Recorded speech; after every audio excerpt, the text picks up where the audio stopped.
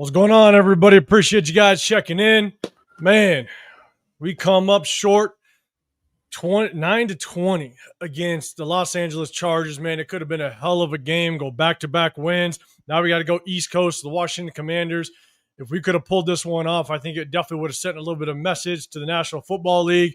Yeah. But, man, it could have given us just all the momentum kind of going into Washington. But we come up short, and we're going to break down this game film. Yeah. We're going to take a look at it. We checked out the All-22, and we're going to throw some clips out there and just kind of show the good, the bad, the ugly. There was some good.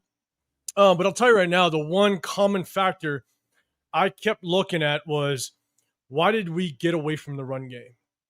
We passed the ball 43 times, but there's a specific way that we attacked them within our run game that's definitely throwing a lot of question marks out there, at least on my end. Just the formations that we're using as we kind of attack teams with our run game. And I'm going to kind of break that down. I'm going to show it. Obviously, a lot of question marks with our offensive line. I'm going to throw up plenty of clips to kind of show the offensive line, I think, where we failed quite a bit. In just not just the offensive line, but just the passing game in general. So we're going to go offense, defense, the good, the bad, the ugly. We're going to have fun with it. So, man, I appreciate everybody checking in, man. You guys are in the Raider War Room. If you can, hit that like button, subscribe, turn those notifications. We do a sub-only chat just to show our appreciation to all of our subscribers. So hit that sub button if you can. I'm going to hit up the chat in just a second. Chris will be with us in just a few minutes, but let me throw it to Severe, man. How you feeling, man? Hey, man, you know what? Another tough loss, man, but had a great weekend with my bros, man. You, obviously Chris, man, my guy Dub, man. Much thanks to Dub for making it all happen. Also, big shout out to my guy Turf, the Ultimate Raider Fan 32. So make sure if you guys haven't done so already, head over to Dub Raiders channel. He has a great channel over there. Also to Turf's channel, the Ultimate Raider Fan 32. Both of those guys, man, you know, they were integral in this past weekend happening for the War Room, man. And it was a blast until the game. Like the game was the worst part of the weekend. It was the worst part. The fight was great. You know, the Sunday at Loon's, man. Shout out to Loon for inviting us to his pool party. Also, you know, go over to Loon's channel, Raider Allegiance. Man, fantastic pool party. Free to get in, free food, free drinks. You know, gave out, raffled away prizes. So fantastic event. You know, shout out to him for doing that for Raider fans that were able to show up to it. So, man, it was just a great weekend until the game. And then, you know, then it was a great weekend after that too. During the game was only worth. Right. It was great after that too, and thanks to somebody else. We're gonna bring up on the screen. Chris, what up, man? What's happening, man? Another big piece. This entire weekend, this entire setup, without question, man. Rocked out with my guys, and maybe if you guys haven't, and wherever you're watching from, make sure you guys get over to Chris Protect Show podcast as well. Hit that like button, subscribe, all the fun stuff. You guys know what to do. But man, Chris, hope you recovered well from the weekend. But how you feeling? Man, feeling good. My voice is still kind of going, man. Oh, all of us. Yeah, but had a blast, man. I kind of heard what Severe was saying. It was a fun weekend, man. Like, honestly, hanging out with my brothers, man. We had a blast. We kicked it. You know, that game literally was the worst part of the weekend, man. Kicked it with Turf and you know, watched the fight and just a lot going on, man. So it was just cool, man. It was definitely cool. But we got a lot to talk about. I finally had a chance to rewatch the game. It was worse than I thought. We got a lot to talk about. And if you watch the All-22 and you get that sky view of just how the receivers and stuff, man, it's a tough watch. And I'm telling everybody right now, like, you know, if you guys are here looking for the Kumbaya stuff, this is not the show for you. This is probably not the episode for you. You know, if you're Mr. Positivity and think we're going to the Super Bowl and think that we're, you know, going to you know, win all these games and all that, this may not be the right one. So you can always check back with us another time. Exactly.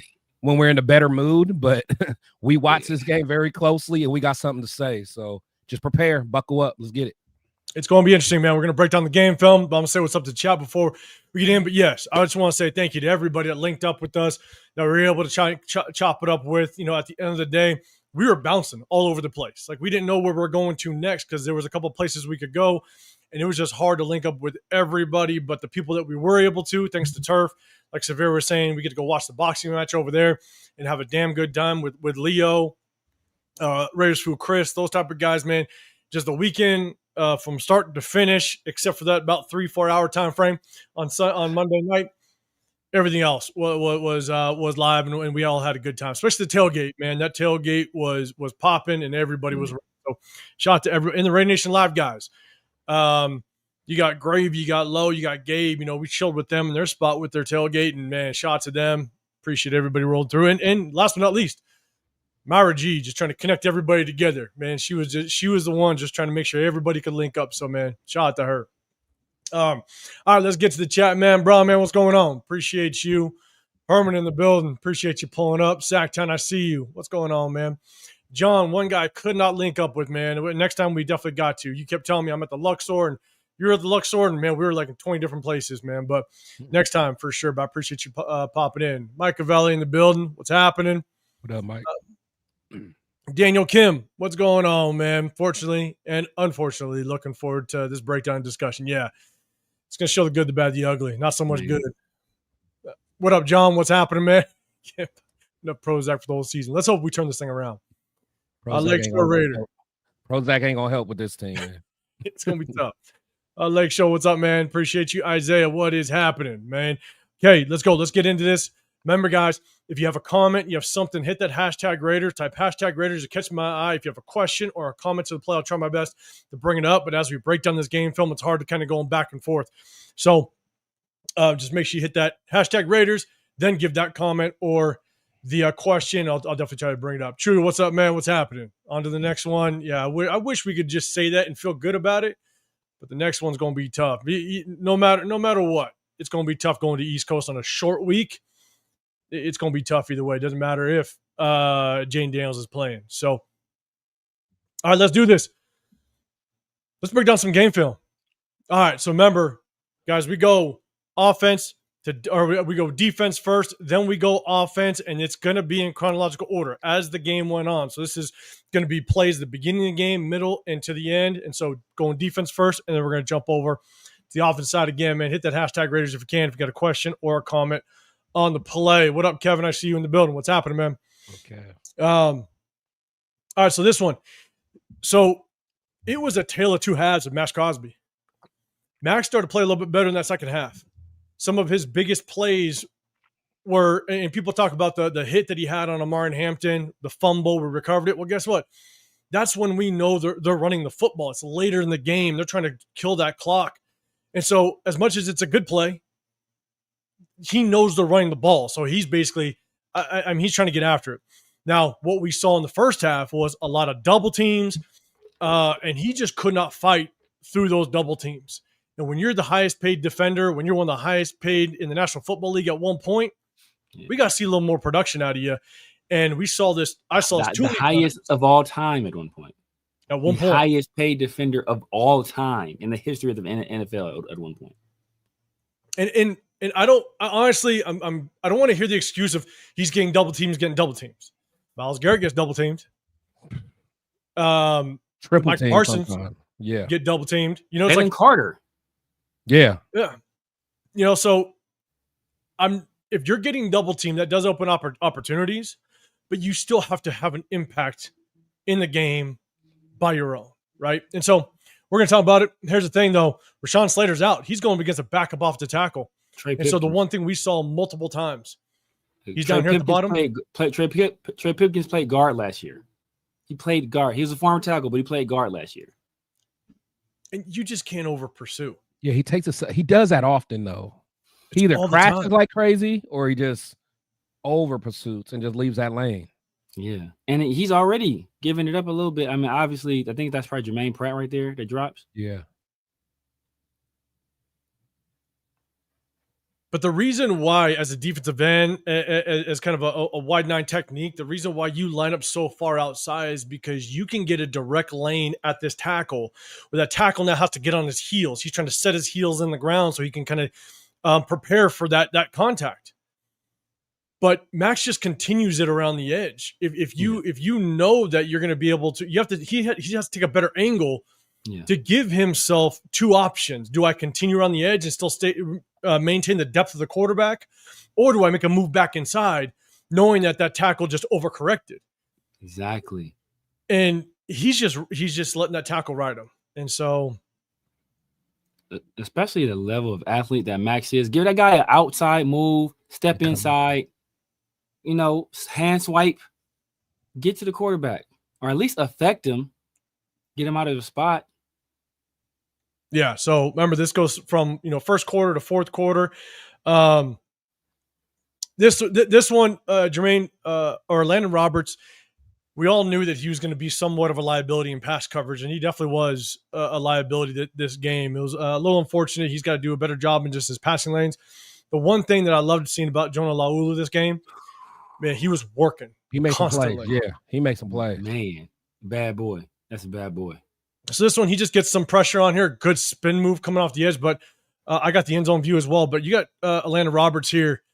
Landon Roberts, he's just got to do a better job of staying on the shoulder to his closest threat. Yeah. I don't know why you're pushing up so quickly. You have a threat to your outside. You're clearly playing zone coverage, and he's got to be able to get depth here down this hash mark just to get in that passing lane a little bit.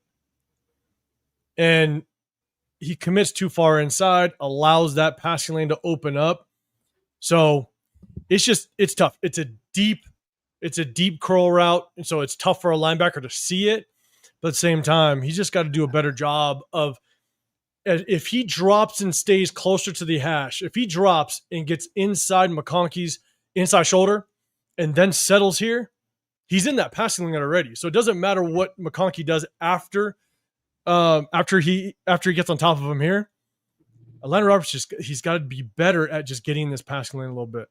Yeah. Run that play one more time. Run it through one more time.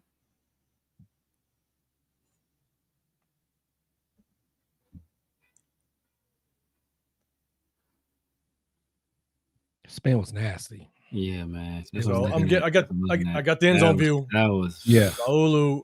I mean, he was just, and even the plays that he didn't necessarily get there, he was so active with his hands, with his feet, just trying to get off the blockers. Which again, that's the biggest knock of Booker. Booker just does not get off of blocks, unfortunately. At all. You got him Good there? effort. Good effort. But yeah, man. See it one more time out loud. And overall, man, I mean, the D started off playing well. Yeah. But for one, Very from first morale drive. standpoint, yeah, like you can't, you're not going to hold the Chargers like that the whole game. No. That is. And your offense has to help you out, man. Just, do something. God. And that's beautiful right there. Because you see Laulu, that's the thing, bro. This thing we criticize Booger for, criticize Tyree for. You don't get blocked and stay blocked. Right. Like, don't get blocked and stay blocked. And he got blocked, and what did he do? He had a plan. If they take me this way, I know what I can do. I know the position I'm in. I know the position the guard is in. I'm going to find a way to get off of this block and affect the quarterback. You can find a way. Yeah. And if this dude was a seventh round pick last year, a seventh round pick from last year can do that. I think Booker was a mid-round pick. Tyree, obviously, 7th overall. Like, you got to find a way. Yeah. 100%, John. Oh, go ahead. The good thing is, if you check my chat, we got somebody that's going to save the season. He's in the building. So, shout out to our guy. He's in the building. Let's go. John Fallon, you're saying Raiders, they seriously need to move JPJ to center and keep Geno under center for play action, not in shotgun. We'll take a look at it, and I'll tell you, and when we get to the offensive side, I'll kind of give you my takes on the offensive line as a whole. But let's see. I'm going to say what's up. So what up, Leo? I'm telling you, Maxx, you got to call it, man. He just did not have a good game. He didn't have a good game. He flashed a little bit towards the tail end, but a lot of it was in situations where you knew what that offense was doing, what they wanted to do. And so don't get me wrong. I'm not giving up on Maxx. That's not the point of that. It's just saying, look, like he has to do better.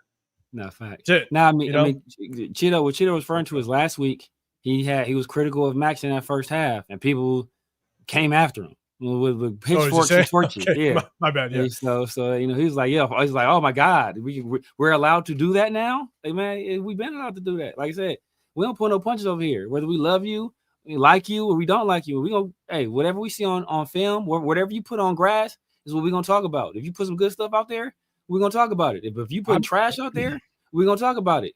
And especially with Chris drink, if that's Hawaiian Punch, that's the blackest drink in America. That is the blackest drink in America. So, like Chris is on his Hawaiian Punch right now. Right? This man blood sugar is 1,000 times higher than it should be. 1,000. But yeah, like for me, like I love Maxx. I love his effort, man. But I for sure been telling people since last year, like I don't think he was a top 3 at his position. And people thought I was crazy, that I was a hater and all this stuff, man. These other guys are they can take over a game. I just have not seen Maxx do it. I mean, Maxx will have plays, he'll play good throughout the game, and he's a beast. Has an endless motor, but he just does not take over games like that, man. He just does. Like you watch Myles Garrett goes crazy, absolutely crazy. He just don't have no help. Like I love Maxx, man, but I mean, we're always gonna be objective over here, man. 100%. Yeah, Leo, man, I'm happy. I was just happy I could, get down on the grill with you guys. You know what I'm saying? Bring some food in, have some fun, man. But we had some fun, man. That was cool. And by the way, this is sugar-free Mountain Dew. Sugar-free. That's what it is. Okay. That's the sugar-free. Okay. All right. Where's the sponsorship at? Exactly. Right. You know what I'm saying? Oh man. Man, Case Raider been saying Maxx overruns so many plays. He's not winning us anything. And again, we showed it a lot last year. This isn't the first time we do it. We broke down game film last year. We showed it last year too, so we knew that was, just kind of an ongoing issue and something that he definitely needs to just kind of tighten up a little bit. All right. So next one. Hold on. Wait. Go to that comment you just put up. This one. Go for it, Chris. Yo. JPJ the center, Charles Grant left guard, and Parham right guard. What do I say? Absolutely not. You want Charles Grant and Parham in at the same time? Yeah, no. I mean, I think he meant Caleb Rogers. I think maybe Caleb Rogers is who he's thinking of. Because Grant we kept at tackle. Caleb Rogers was converted from tackle to guard from Texas Tech. So maybe Caleb. Still though, I would put Meredith. I would put Meredith back at left guard. Yeah, I would put. I would try Caleb at guard. Try Caleb at guard. It can't be worse than we have. It can't be worse. Exactly. And my thing is, and as more I watch, man, like I know people are gonna try to kill Kappa. Kappa played way better than Parham. Yeah, he did. Way better than Parham to me. So Parham was the worst out there to me. So Parham was bad. Was not good. Kappa was better than I expected. Still wasn't good. He's still better than I expected. Yeah. The hardest thing, Parham, though. Right? Yeah. The hardest thing with Meredith is Meredith has to get the snap down without question. And the other thing with him is I think he's having a tough time adjusting to the center position in the sense that he doesn't look like he has the same awareness that he had at guard. But why his would eyes he? aren't quick. Why would he? And it's his first time ever playing it. Center. He's out of position. I know he never played center in college. I think he played center I think it was actually I take it back. I think he played center one time in the preseason 2 years ago. Right. But it was literally like 1 or 2 series. Right. That's it. That's what I'm saying. But we knew all this going into it. We knew. I mean, yeah. But we did. It is what it is. Aiden O'Connell in the building. That's our savior in a couple of weeks. Don't worry, guys. Oh, Aiden, man. Hey, Aiden O'Connell at left guard. All right, let's go. Let's do it. He's going to be back. What up, Coach? What's going on? People act like Maxx is Ray Lewis out there. Right. Yeah, like he can't be criticized. And I love Maxx, man, but we got to keep it real. Yes. Raider Phone. Hey, we've been pointing out for a long, long time, man. What up, Dixon? What up, DC? What's going on? Juan, the building as well. What's going on? Okay. Let's do this. Okay, let's get to the next one. Again, this is This is Maxx, and this is even him jumping off sides. And we saw this quite a bit last year, where he jumps, tries to time the snap, and it just hurts us at times. And this is where they gain. I believe they get down to the 36-yard line. Yeah, just over pursues. And here's the thing: slow running back go. I mean, a slow quarterback. Oh, bad. Yeah, hey, look, hey, if this had been Robert Spillane on the field right now, that's a touchdown. That's a touchdown, Justin. That's a touchdown. So again, it's just a bad over pursue by Maxx. Yes, he gets the double team, but man, he's got to at least try to maintain the depth of that quarterback. Stay there, fight your way inside, and at the same time, when you get the double team, sometimes it's not you're not expected to make the play. Yeah. But the thing is, maintain that outside, keep the depth. If Herbert moves up in the pocket, move down with him, and just make sure he doesn't escape that way. Don't create such a massive distance between you and your interior defensive lineman to where Herbert can just jog his ass to 11-yard gain. Yeah. So, yeah, it's tough to watch. All right, here's Laulu's sack. He's down here. I believe I have the end zone view as well. He got double team there too. Still made a play. And I love he just continues to work. Yeah, he does. That's exactly what I was going to say. You know what? And I know you may not like this 805. What Jonah's showing me is a lot of stuff that we saw from Butler last year that I'm not seeing from Butler so far this year. Just constant movement. Just constant. Because you'll watch Butler here, like he was still working. Yeah, he was still working, still fighting at least. And it's tough because from the very beginning, he's now going to get the double team. Exactly. Yeah. Exactly. Yeah. It's going to be tough. We said that too. We definitely said that. Yeah. Last year he was under the radar a little bit. Yeah. So now he's like, all right. He was. But that's what Butler said it himself. Butler said it in the offseason. He's like, man, Jonah reminds me of me. Yeah. A lot of my same strengths he has, a lot of my same weaknesses, my issues with the run in the beginning of my career. Like, he's me. So he's like, that's why I'm taking him under my wing. So, and it's showing. Yeah, the only tough part with Laulu, and you see it in the film, is sometimes he gets washed down in the run game a little bit.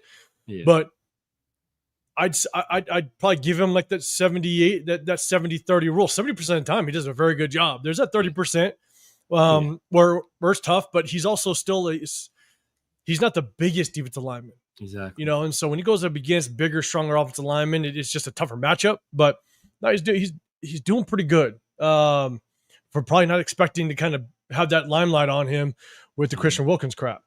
Exactly. So this is a big stop by Leki Fotu. Overall, watching the game film, Leki Fotu, man, like he's very hit or miss. He's very hit or miss. Sometimes he gets washed down. Sometimes he just lets guys drive him backwards. But there's also times where he'll come up and make a big play. So Leki Fotu, who's down here right in the middle, this is just a hell of a stop. Oh, busy. Hell of a play. Busy. And when you can do that, bro, that means when I see something like that, that means you can do that at every play. It's your level of effort. Off me. Get off of me. I like that. Yep. It's a solid play. Good hands. Thomas Booker, where was your antennas? Over there getting manhandled. Him all the way up.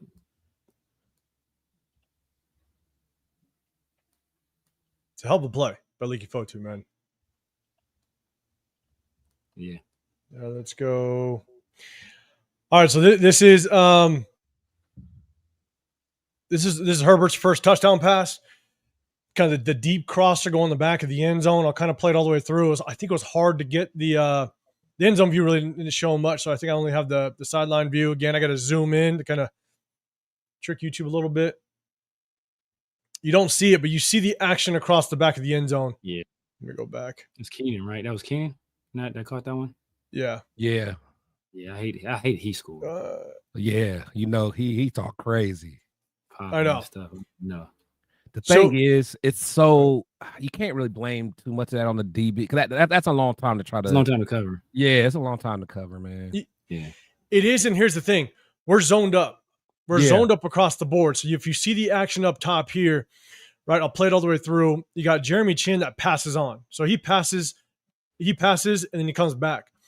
So we're zoned up here. We got a defender here off the screen. You got this is Harper down here. So we're completely zoned up. You also have Adam Butler that drops back into coverage. Yeah. So we're zoned up. Where Isaiah Polamalu, and this is hard. This is difficult. Isaiah Polamalu, he should go with this crosser because you got a threat down here. You guys may not be able to see it. You got a receiver down here in the flats. You got a receiver curling up here. You got defender, and then you got the deep crosser. You would like Isaiah Polamalu to go with the deep crosser because there's no other threat. You don't want to just sit in grass.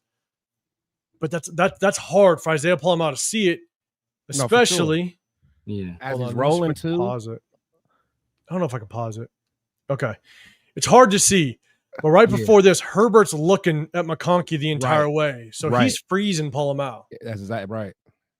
Yeah. And so to expect Polamalu to recover after Keaton's already broke and he's going right, like it's almost impossible. Right. Ideally, you would want Harper take the goal line with let me play a little more. Bang. And ideally, there's a guy down here in the flats. Don't worry about him. He catches the ball, you pursue. Now they're kicking a field goal. Yeah. You'd like Harper to kind of hug the end zone a little bit, stay inside shoulder here, and then you got I think this is Kai Blue Kelly or Stokes. I mean, maybe it's Stokes. He played on this side, and then he drops this. Just stay underneath this route and don't give Herbert any chance to kind of get Keenan Allen. That could have been a better adjustment, but overall, this is just hard. You would hope the D-line would get there, keep Herbert in the pocket a little bit, don't allow him to move. But yeah, I'll play it from the beginning. It's just that's a tough play by Isaiah Polamalu.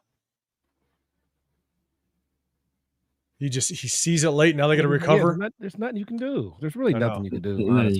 There's nothing. Especially like you said with Herbert looking off that safety or like freezing him.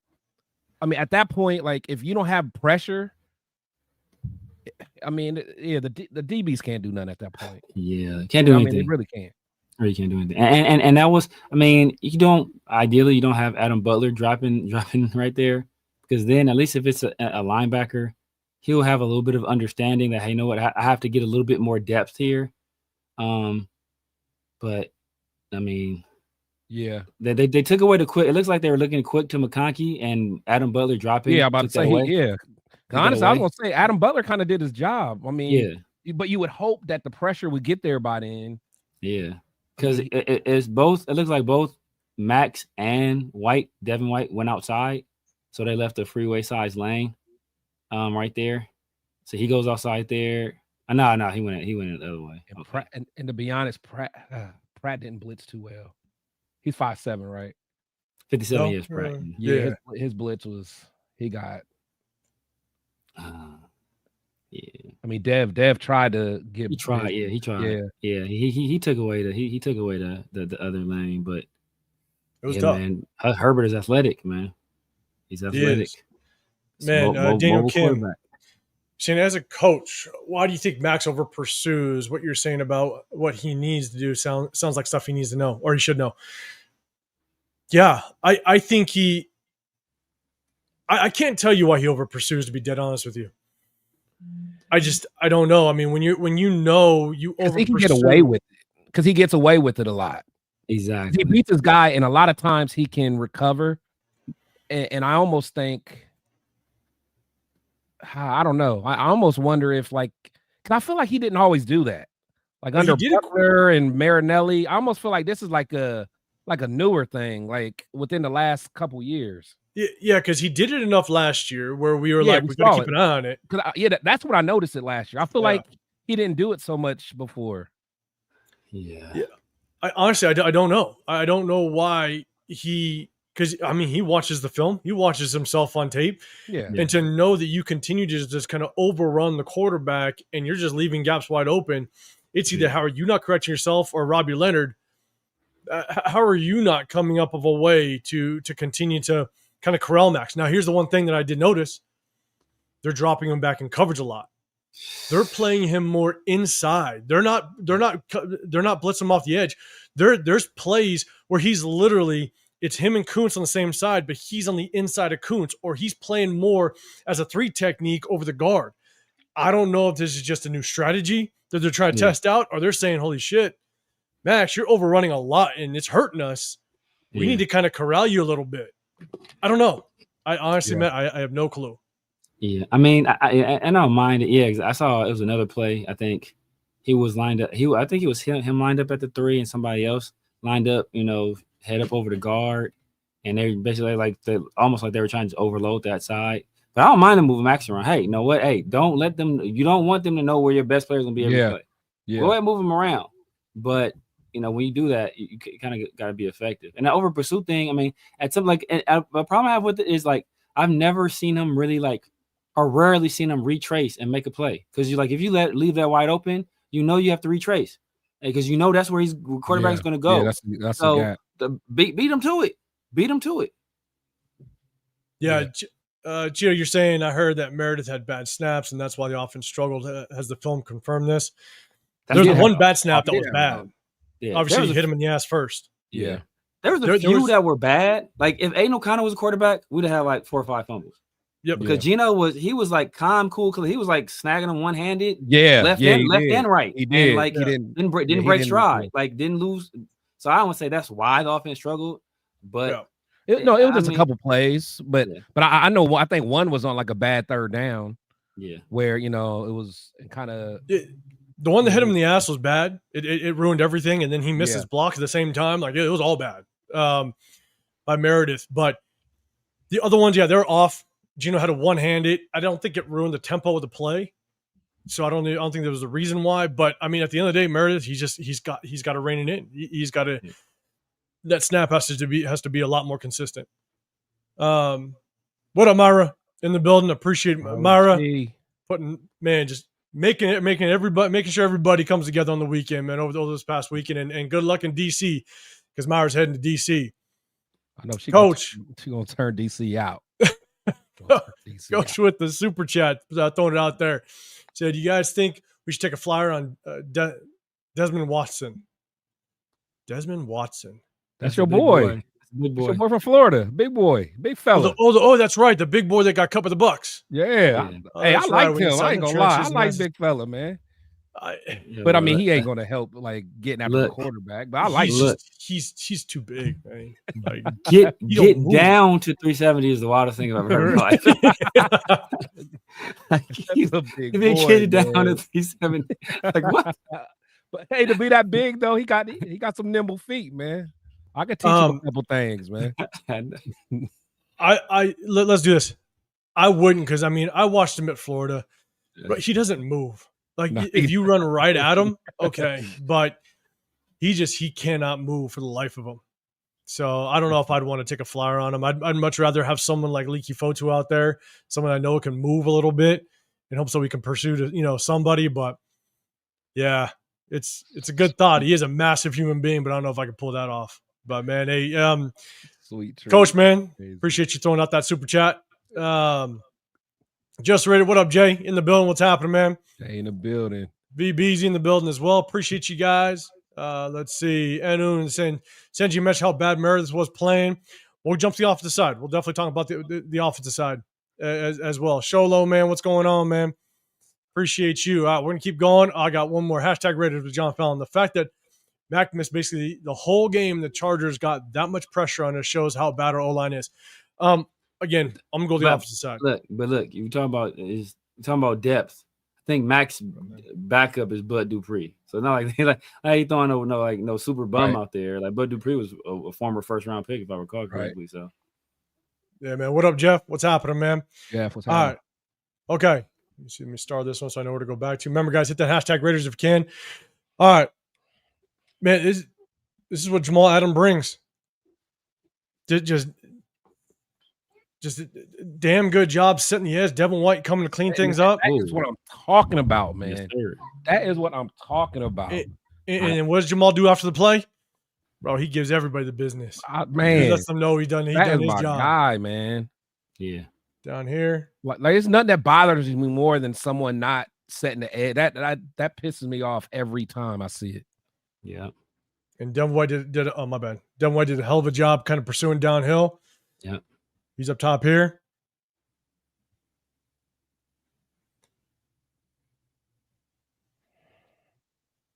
I love it. Love it. Get him, Dev. Yep. Get him, Dev. But and I'm gonna give it. I'm gonna give it to Landon Roberts. He does a really good job. It looks like he's about to over pursue the play. And he takes on the blocker, fights his way to just kind of get back involved in that tackle. It almost looks like he's an over pursue. Yeah, he's able to fight back. Yeah, that's good. That's good work, man. That's good. That's just good linebacker play. Yeah. Do we? Is our linebacker coach new? Well, he would have John Glenn. Yeah, John Glenn. Yeah. He got them boys playing, man. For the most part. We got some horses out there too, though. He got some horses out there too. Right. Oh yeah. That's the thing, man. See Divine Diablo though. The Falcons. You got Landon Roberts again. A great job, just kind of getting downhill, seeing the hole open, attack, and making a play in the backfield. So Landon Roberts right here. Get downhill, make the play. Yep. That's good linebacker play. Yeah, man. Damn good linebacker play. Look at Max talking his talk.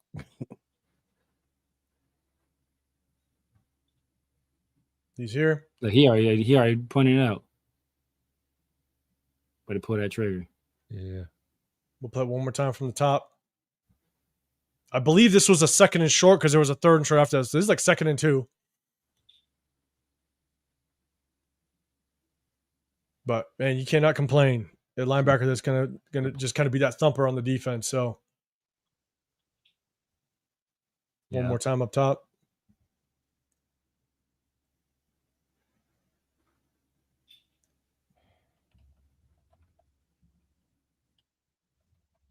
Yeah, that's just a damn good job by Landon Roberts, man. He was flying all over the place. He was. Guy, he probably shouldn't have been playing, you think. Right. I know, right? Okay, so this one, I mean, this is a 3rd and short, and I don't know if there's just a communication issue, but you see motion, and the thing is nobody slides kind of with the motion too much. So motion kind of goes. You don't see much movement with the defense. We kind of we stay even, and this is on 3rd and short, and they got a hat on the hat. Yeah, couple missed opportunities tackles wise. Yeah, and was that a Darnay right there? See, he's just not even too mad at Adam Butler on that. I'm not too mad at him. I just wish someone could. Let me see what the linebacker did. Yeah, Adam Butler here. Yeah, let me see what Devin do on this. He looked like he was trying to take the back door, but it was. We got LS in the building, man. Gotta be careful. I was gonna say something, man. I was gonna say it. but this issue having, this is the difference between having Nate Hobbs and Darnay Holmes out there. Nate Hobbs making a tackle. He's a better athlete, stronger. Like he's gonna get off of that. And he's going to be able to be physical enough to at least affect the runner, make him take a little bit of a tougher angle outside or wider angle outside. So, I mean, good job, Adam Butler, just kind of getting depth of that backfield. Again, it's a 3rd and short, right? But I'd love to see our linebackers. There's only 2 receivers up top there. You got 2 receivers at the top. You have 2 here with Malcolm Kuntz off the edge. No tight end help here. When motion goes, I want to see just a little more action with our linebackers, kind of get to that point of attack. Because you got your strength is down here at the bottom to the wide side with the tight end help. I just want to see more. No, that's a good point. Yeah, because if Devin slides over, probably gives him a better lane of pursuit. And it's just math. It's just math. Right. Like how many guys are on this side? How many guys are on that side? Like. They got that's actually a good point. That's a good point because honestly, if Dev's there, the guy that blocked him probably can't get to him. Yeah, correct. It's so. Let me kind of go back just a little bit.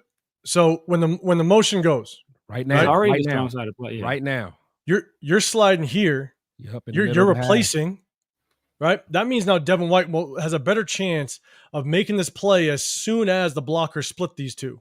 Yeah, because that left guard is who got to him. Yeah. So now Devin's playing here, and now he can kind of pick a lane. If is this Landon Roberts? If Landon Roberts slides down more, yeah, and replaces Devin White, now he's coming to pursue. And so I just want to see more. I want to see more adjustment with the linebackers when that motion hit, because now then you have the numbers. Because you only have two wide receivers to the other side.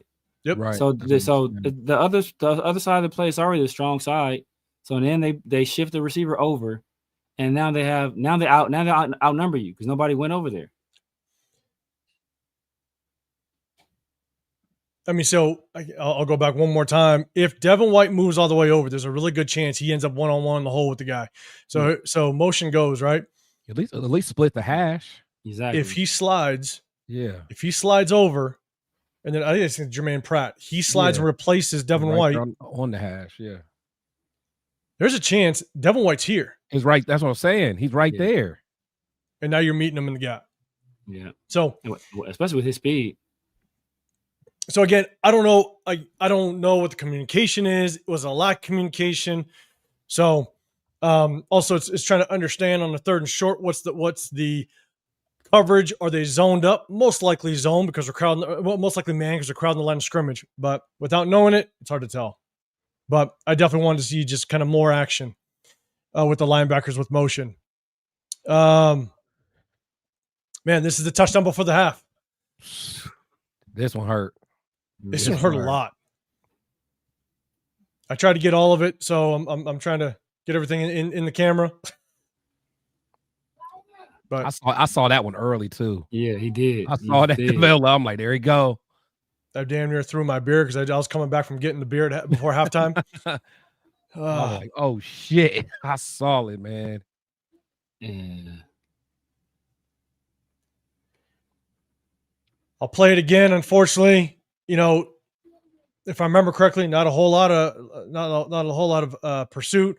We're just basically running prevent coverage right now. But Isaiah Paul out, you didn't stay on top. Right. Yeah.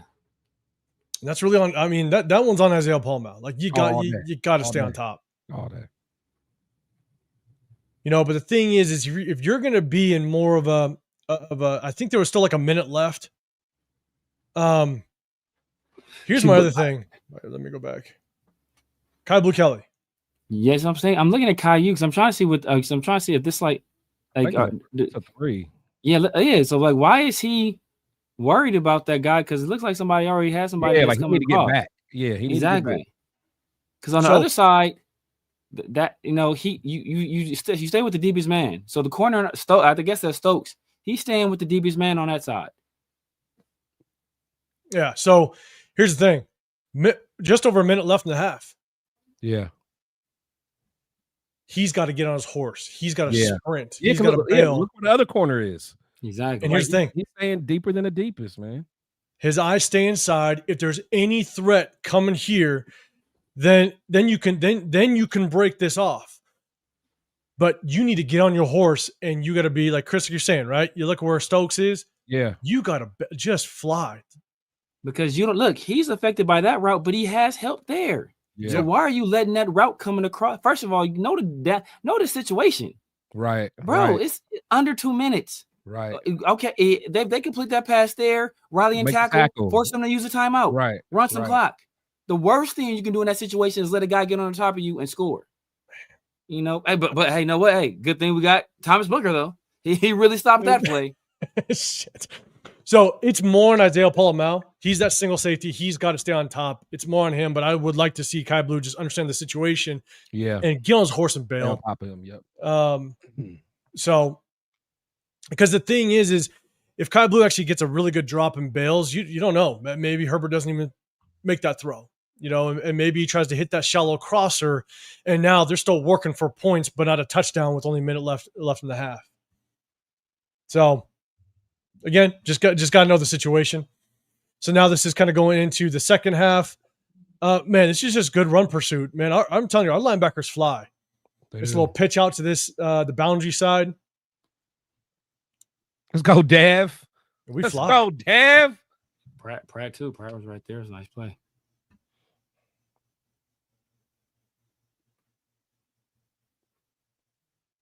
You get Dev at the top of the screen. I think he's here. You see his legs. Yeah, Pratt.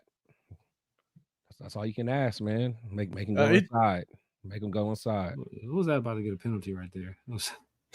Flying on top of the pile? Man, stupid stuff, man. Like, what? Why? Why the hell would you do that, bro? Is that Maxx? Yeah, it's Maxx. Like, bro, what the hell are you doing, bro? That's like, come on, man. This is stupid stuff. Like, why? It's not like it's 5 seconds after the play. Like, what are you doing? Here's the thing.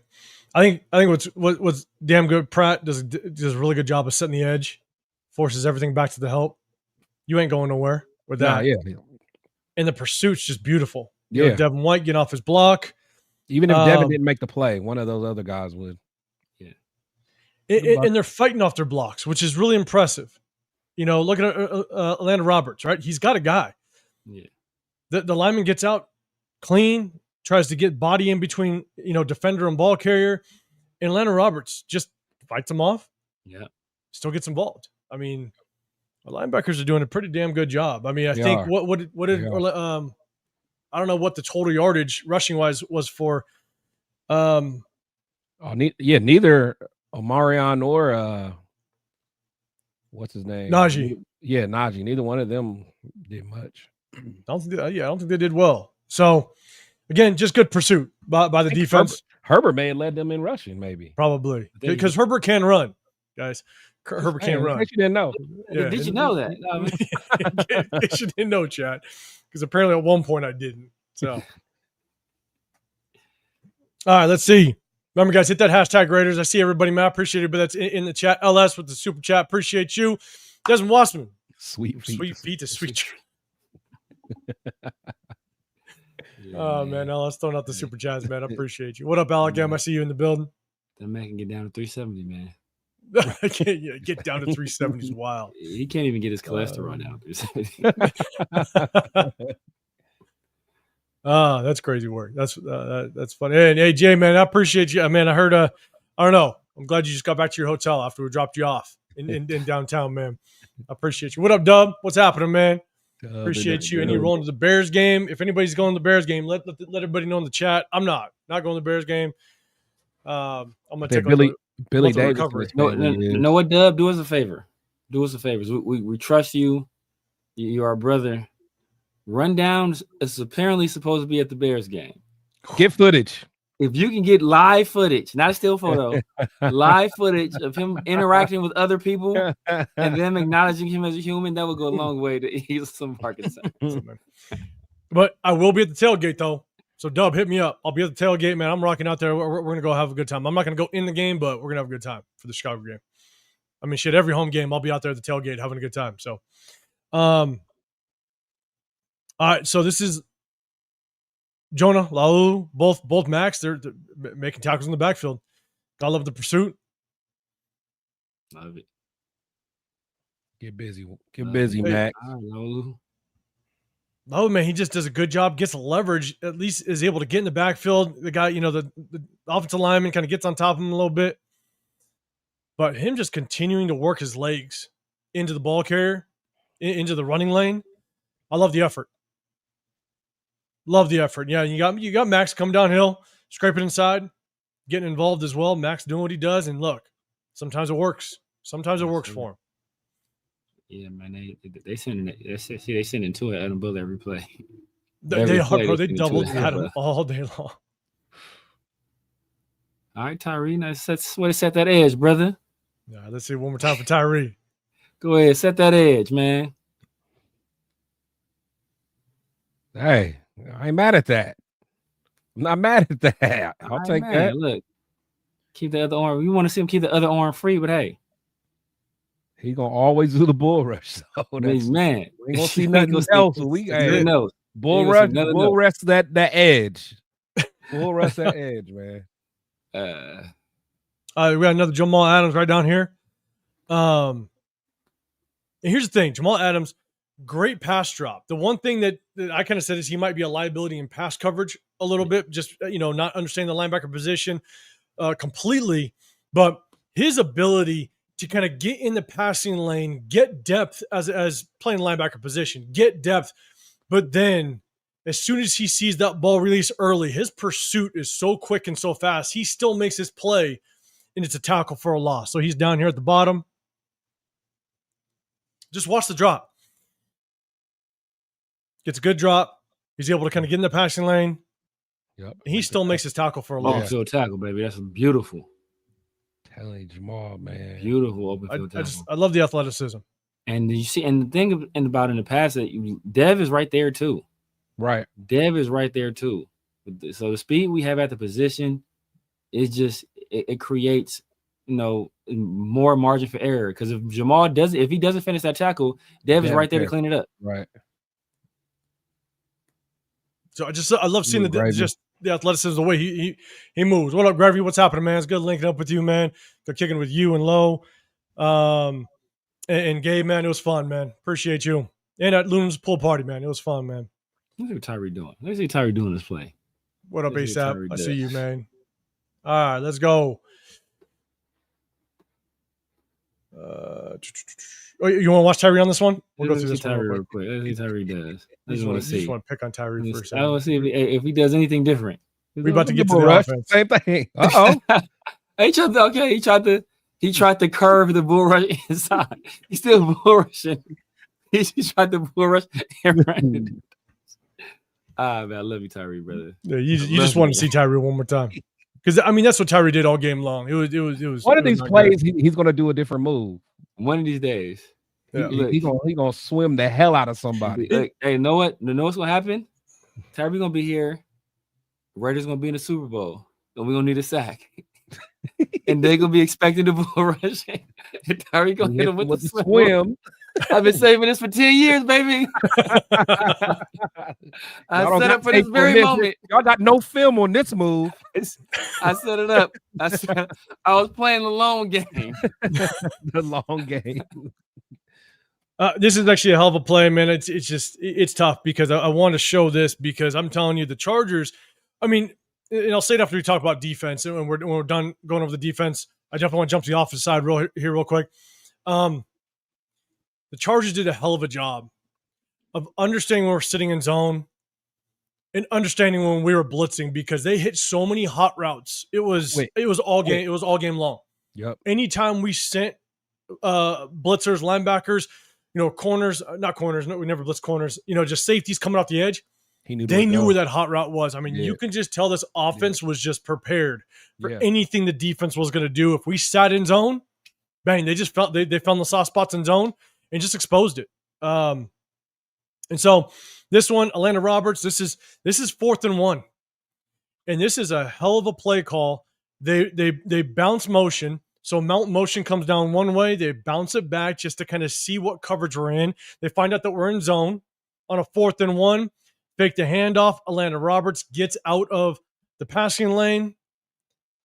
And Herbert hits, I believe it might be Keenan Allen. And hits Keenan Allen on a deep dig route. Quick. Yeah. Yeah, it's nice. You see it even better on the end zone view. It's 4th and 1. It's like they just knew that they were just going to go after. They're going after Atlanta Roberts. You see him. He bites. He removes himself from the dig route, the lane of the dig route. They bounce the motion just to see what coverage it is. He gets out of the lane. Yeah.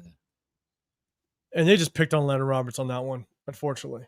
So they just, I'm telling you, from offense to defense, they just outcoached the shit out of us.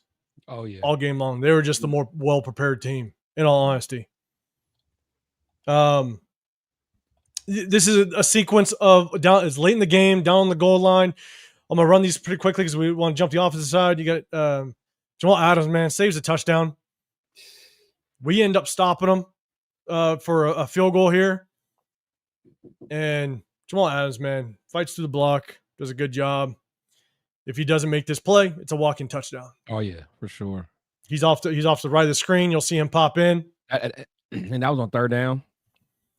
No, I think this might have been on second. Oh, okay. Because on this one, this is down on the goal. No, sorry, that might have been on first down. This is second down on the goal line. This is a really good job of Laulu. Unfortunately, again, he's just kind of undersized a little bit against his Charger offensive line, but does a good job of just kind of getting into the run lane, crosses the lineman's face, and still kind of get a hold of his legs. So Laulu was working. He was doing a pretty good job. I got the end zone view. He's right here. He's right here. Center comes down. He's able to cross over his face and still kind of get involved. I just I like seeing him work, man. He does a good job. He does. Yeah, he does. Got him at the bottom. It's nice. One more time, they'll get to the last. I think it's the last defensive play. Adam Butler just it did happen all day. He's working there. He's working. He got off that first block. He swims one guy, then the pole guy tries to get him. Yeah. Oh, yeah. He got off that first block. Yeah. That's Becton, right? Yeah, that's Becton. No, he gets off of. Becton is the guy pulling. Yeah. Yeah. He abused Alt. He did Alt dirt. He did to Alt what I ain't seen Max do that last year. I ain't see Malcolm Goose do that this game. We'll put one more time on top. Alt's worst rep. Adam Butler did work on this play. He did. Get off of me. Yeah, but he has good hands, man, to be a DT. Doing that to a tackle, to a left tackle too? Yeah. I know. Yeah. No, so this is just damn good pursuit on the outside. I mean, this is the big stop. You got Jamal Adams getting the backfield, Jeremy Chin. They tried to just bully us up the middle, and next thing you know, you just got all the outside pursuit. It's just such a delayed handoff. Man, good play. I'm talking about Palomino and Jamal. Get fired up. Talk that stuff.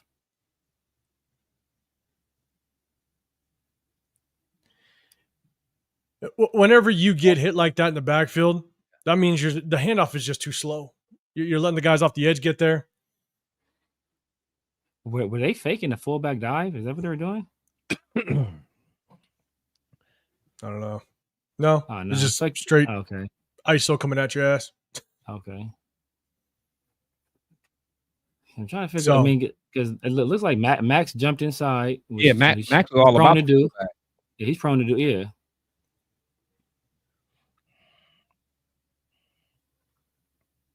So I think just the action in the backfield is just too slow, but it just allows our guys to kind of get there. Yeah. It's 3 dudes. But hey, I'll take that stop. We got 2 more to jump the offensive side. So this was actually the 4th and 2. So I'm telling you, Jim Harbaugh, he went for it multiple times, man. He was pressing us. And so this is kind of the speed handoff. They messed up the handoff, the exchange, but man, our defensive pursuit was there. Yeah. Even though you could Landon make that play all day.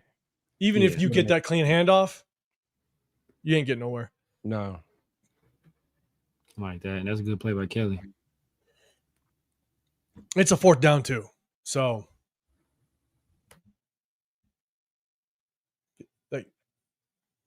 man, Atlanta Roberts, Devin White. That's what I'm saying, man. I don't know how he got that.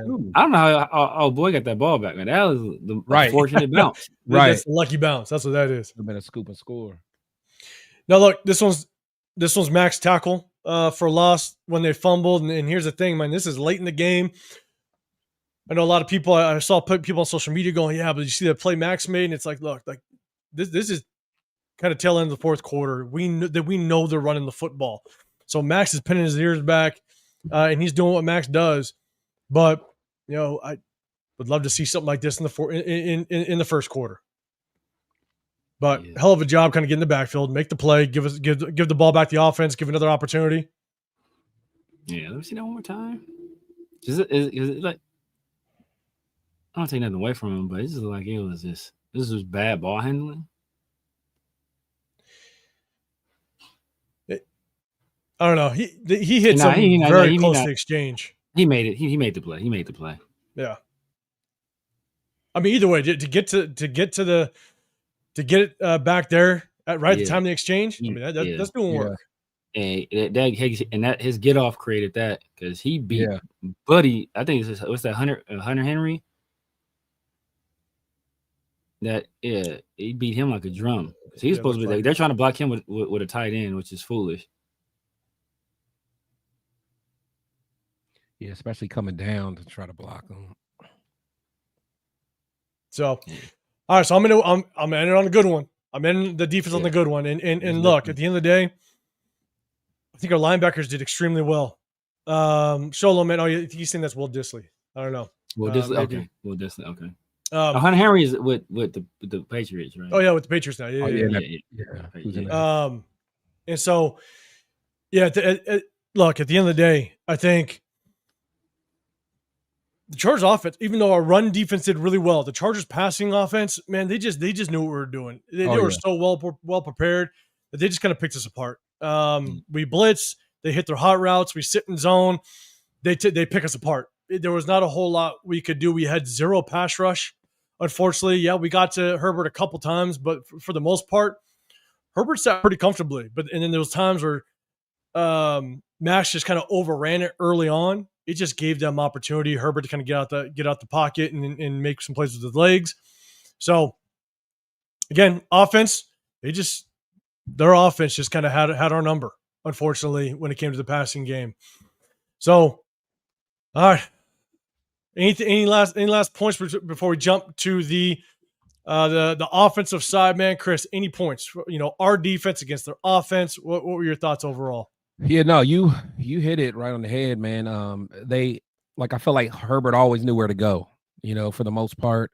And honestly, we started off strong, but when your offense doesn't really help you, and you got to just be on the field for all that time, it just never helps. But overall, there was some key players, like I think Jonah played pretty good for the most part. The linebackers played very well, but again, Herbert knew where to go with the rock, and it was just a tough day altogether. And I put a lot of it on the coaches, man. They just weren't prepared. And like I was saying going into this game, I think it helped out that the Chargers had that early game in Brazil, so they was able to kind of get that early game in, and then they had like them extra days to specifically study for the Raiders, and we just got exposed. We did, and Dub, we're about to have a little bit of fun coming back from that Allegiant Stadium. That was going to be fun. Severe, man, what's your thoughts? Just kind of final thoughts on the defense versus Chargers offense. What were you thinking? Yeah, man, we gotta get a pass rush, man. We have to get more production out of our pass rush. I don't know what it's going to take, but just the fact that like Justin Herbert on several occasions, he was back there knitting sweaters, right? Signing autographs. Like, he can't have that much time. You can't put that much stress and strain on our secondary, especially as we have a young, inexperienced secondary for the most part.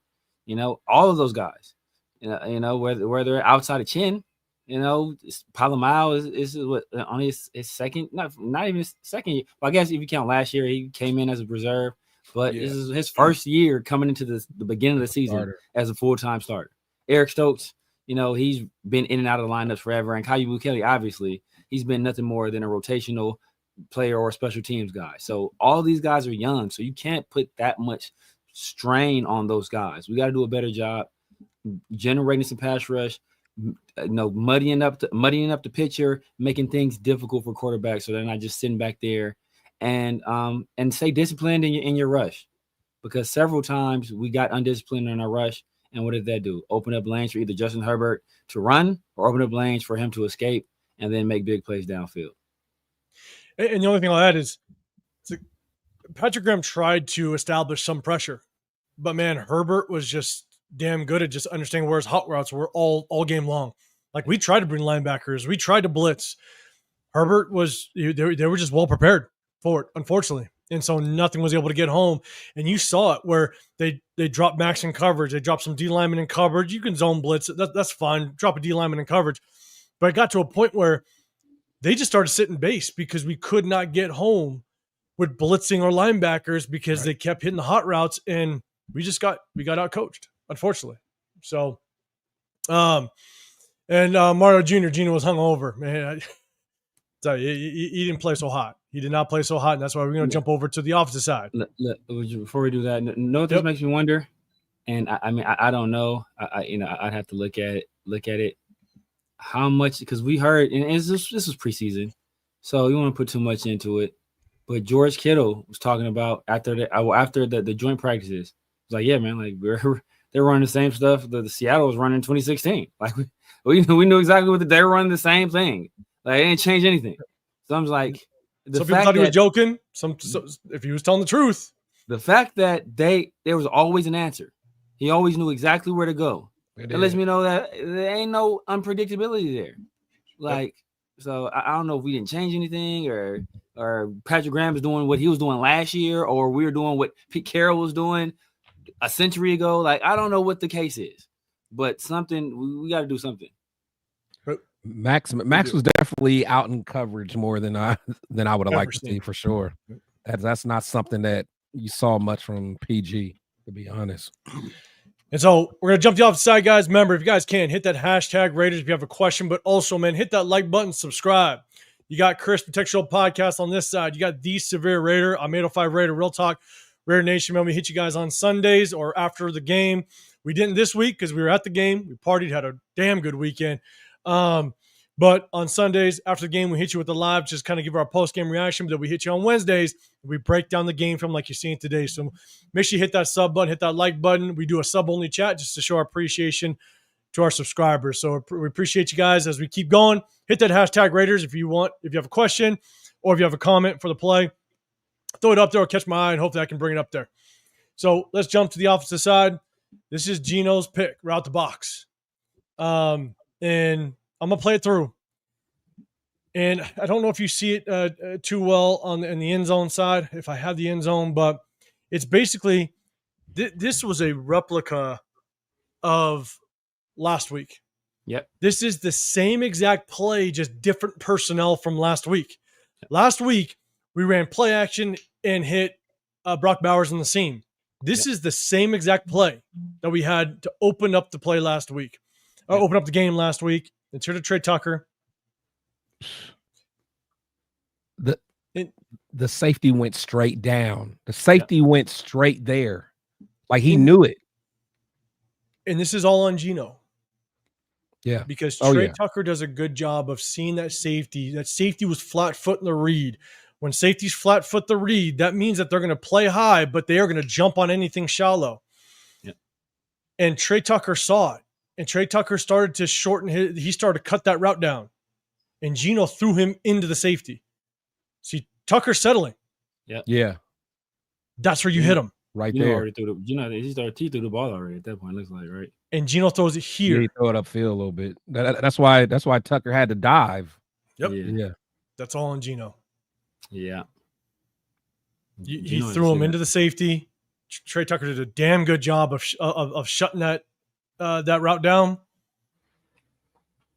That's all on Gino. But if you notice, like you said, this exact same play as last week. Last week we did that same action, that run action to the left, and that action that moved the Patriots defense. They reacted to that action. The Chargers didn't react the same way. Yep. And so again, there was a trend, and if we have time, I'll put up at the tail end. But last week there was two plays I couldn't get to, and I saw Chip Kelly legitimately run the same exact play back to back. It was a penalty. It was a closed tight end to one side, trips the other side. Brock went on a drag. It was an incomplete pass, and Chip. It was a flag. There was a holding call. Chip ran the same exact play.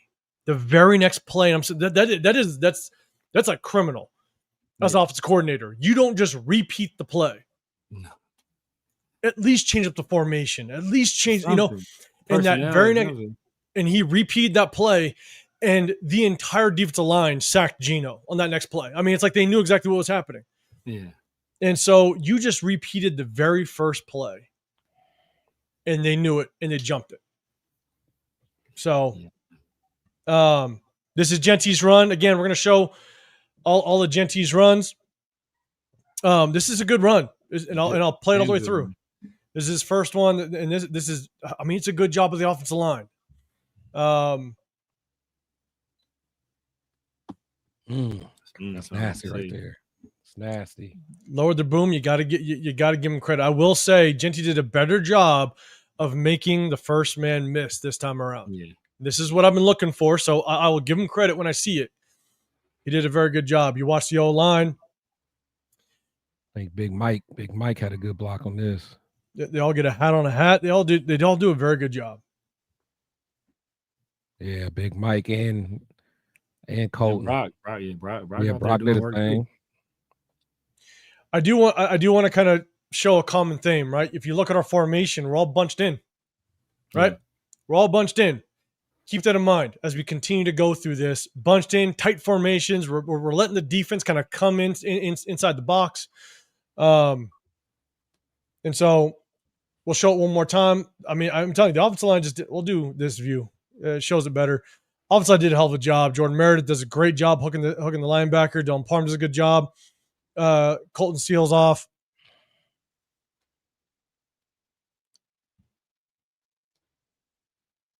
It's just perfect. That is a great job. That is.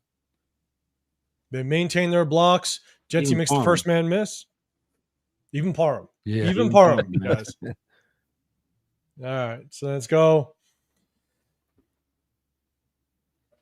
This is the one where there's just confusion, man. And I'm telling you, if Genty, because I think Pete Carroll came out and said that Genty was the one that went to the wrong spot, which it looks like based on the blocking. Yeah, you could do it. Yeah. If Genty gets this, even if you didn't know, the fact they took him out the very next play, that said it all. Yeah, because he's supposed to follow Big Mike. It's a counter. If Genty gets this handoff clean, his counter is supposed to go the other way. Holes there. Yeah. I mean, he hits this, and he's making something work.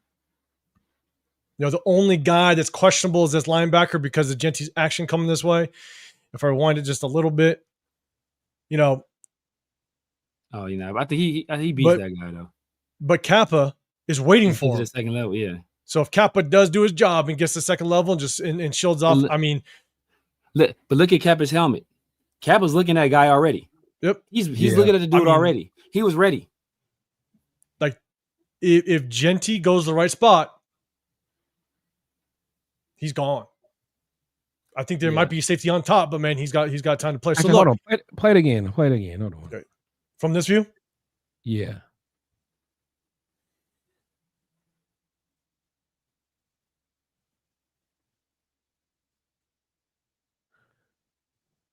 Did he not know the play call? See, it look like. See, that's what I'm thinking. I thought it was a counter because my thing is, I'm thinking that he was going to counter and then go right and like follow Big Mike. But you guys think he was supposed to basically dive and go left? It's straight dive right down into here. Yeah, it looks like. But the way Genty's footwork was, like maybe he just because look at Gino. He didn't know. Gino was waiting. Yeah. And Genty, I don't know. You think it was but this right here. Well, no, that's what I'm saying. You know, Gino was waiting, but I'm thinking that he was supposed to step to the left and then follow Mike on the right. But you guys might be right. It might just be a dive. I think it's a dive. Yeah, I think it's just, because he's getting because Big Mike is getting that backside guy, and the lane is right there. So because right now this is basically just a split zone read, and so Mike's can go and kick out. If nothing's here, Genty will take the handoff here. If nothing's here, then can follow. Mayer's trying to create that cutback lane. Yeah.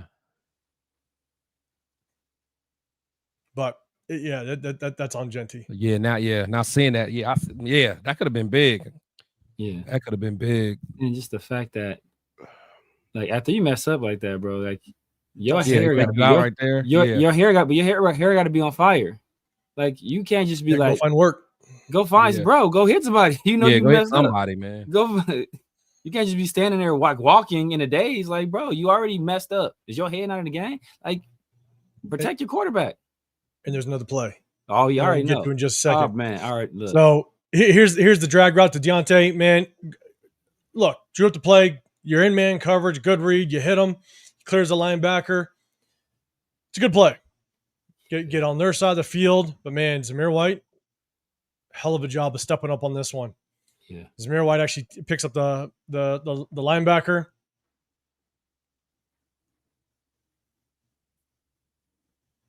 Boom. Yeah. Picks him up beautifully. Yeah. Beautifully. The O-line the O-line does a good job. So Let's go, Cap. Let's go, Cap. No, 66. Let's see what Parham do. All right. Okay. So the only one that's late, now again, I don't know if this is truly Meredith's man because he knows he's got Zamir White's help, but Meredith is just slow to pick up this linebacker, even though Zamir gets him. Because if you watch Meredith, this guy crosses. I think he steps a little too much. Yeah. He's got to get back, but Zamir White picks it up, which is a good job. He do got Parham to that side though. He had to make sure. He's got to help. He's got to make sure this time. So, but man, Zamir White, hell of a job. That was good. Like I say, even Kappa, taking out Khalil Mack. I'm saying like some plays the O-line looked okay, man. Yeah. Like I'm not gonna trash the O-line for the whole game like some people are trying to. Yeah. Gino had time on a lot of plays. I'm just throwing it out there. Right. So people don't want to hear that though. They don't want to hear that. No. And there's plenty of examples. I didn't show it on the other one. So again, reference the formation. We're running the play. Even on the previous play, reference the formation. A lot of tight formations. Yeah, tight. Right? This is a run play by Zamir. Look at Big Mike, man. I'm gonna leave Mike alone. That boy out there working. Man, leave Mike alone, man. So you watch the offensive line. Look, not bad. DJ Glaze kind of gets to his guy. Meredith turns his man. Kappa's actually getting to the second level. Parham's just late. We'll show it again. I'm saying I'm not letting y'all talk about Kappa all game. I'm not, man. I'm not. He didn't do great, but but he did. He definitely he didn't hurt us as much as I thought he would. Let's put it that way. Yeah, exactly. Yeah. But Parham's that kind of Parham's fault though. They the way he got tied up. He did a little bit. He got tripped up, right? He's trying to get to the second level, but he got tripped up. But if you take a look at the formation, right? We're all in tight. Everything's in tight. This means safety knows he's got no tight end to his side. Yeah. Right. So if run comes his way, he's gonna get in the box real quick. Yeah. So we're running out of tight formations. You're bringing the safety into the box. You know, it's just remember another run out of a tight formation. Just keep that in mind. All right, we'll go to the next one. To me, now this is the run to Tucker. All right, so Tucker's here. I don't even know what kind of play design this is. Yeah. You got DJ Glaze blitzing to potentially kick somebody out when Tucker's getting a speed handoff to get outside. He's going to overrun that every time. Exactly. So, DJ Glaze ain't about to be over. Look at DJ Glaze. He's going to go try to kick somebody out, right? You motion Genty. Look, you motion the only running threat out of the backfield. Yeah. Like at least use Genty to hold the defenders kind of in the box a little bit. But you motion Genty out, so now it's an empty set. So these linebackers know I'm just flying to anything, coming back. Everybody knows anything coming back I got. Like that's the number one rule as a defender. If Genty goes away, there's only receiver. There's no tight end. This guy, even him, anything comes back, I got it. So it's just to me, I feel like it's just a bad play design. It is. And DJ Glaze is going to kick out a man to the outside where we're trying to run to. Right. And Trey Tucker's not a runner. I mean, he's not a natural runner. So if you're trying to create lanes, he's not going to recognize. He's not going to recognize.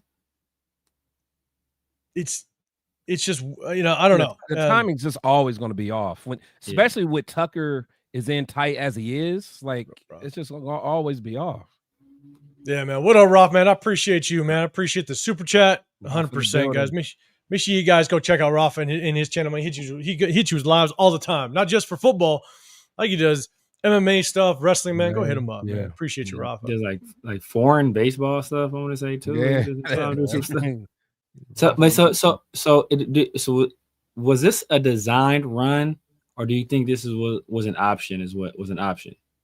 Like, do you think Geno has the ability to pull this if he sees something? No, it's a toss. Actually, you know what? That was the one we talked about, didn't we? Yeah. Or was that the one? Yeah, because we were thinking that later on in the game they may come back to do something off of it. Yeah, because it looked like, man, if Geno keeps that, kept it. He could have kept it. Yeah, like he can either kept it up, or he can a little one arm toss to Genty. You got look like you got Genty outside 1-on-1 with a guy. Yeah, because actually, if he would have kept that, then he could have optioned that guy that was out there with Genty. Yep. Or yeah, let me see it again. So he could have. Yeah, I still don't like the play design.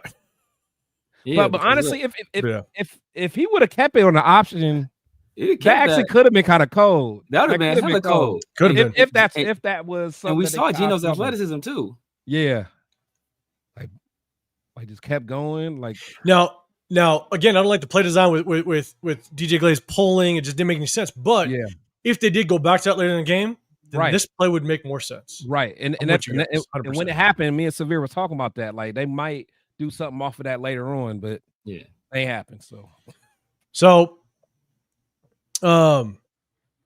okay, so this is just a learning experience for Genty. All right, so this is him and his blitz pickup. They did a hell of a job of basically picking DJ Glaze. God, what's his name? Number 3, safety. Derwin James. Hell of a job. Blitz is off the outside, but all he's doing is hitting the shit out of DJ Glaze's inside shoulder. It's a pick. It's a pick. You know, this is a learning experience for Genty. Just to be able to learn how to pick this up. It's not easy. I'm not going to lie. But he's got to learn to pull it off. Yes. So it's a good design play. They run it at the right time. But they run that because they know it's going to confuse Genty. Yeah, they're picking on Genty. Oh yeah, they're picking on Genty. They identify like, yo, he's the weak link. We're going to pick on him. So we're going to use our safety, take out this right tackle, and loop our edge to the inside. And we know Genty, he's gonna misread it, or he can't handle it. Yeah. And Kappa's a little late to kind of help out, but because that pick happens with so much depth, it's hard for Kappa to get there right away. Yep. Everybody else does a good job. I mean, Parham does a job, Meredith does, Colton does. But because the pick happened so deep into the backfield, it's hard for Kappa to help out. But Kappa should be able to there. Like you got to get there right there. Yeah. See, but it still happens so deep. Yeah, because Meredith had his guy, so he was in good shape. You gotta go help out. So this is where I have a massive problem with Genty. Oh my god! Oh, is this a play? Oh my god! Yeah. I don't even want to see this, man. Just the title is lazy ass pass protection. One. I mean, I don't know what he does just at the initial contact here. He just is like, I'm gonna get my ass handed to me. I'm gonna get my ass handed to me. And then watches the guy that kills Geno. I got the end zone view. He just watches. Yeah, that pisses me off. Now he's down here. Not only does he not help here, he just is like, okay, yeah, you can push me. You can push me 5 yards back. Like right now, like what are you doing? Find somebody to hit. And he's standing there fixing his gloves. Yeah, watching. Right there. He take it here, clean his clock, man.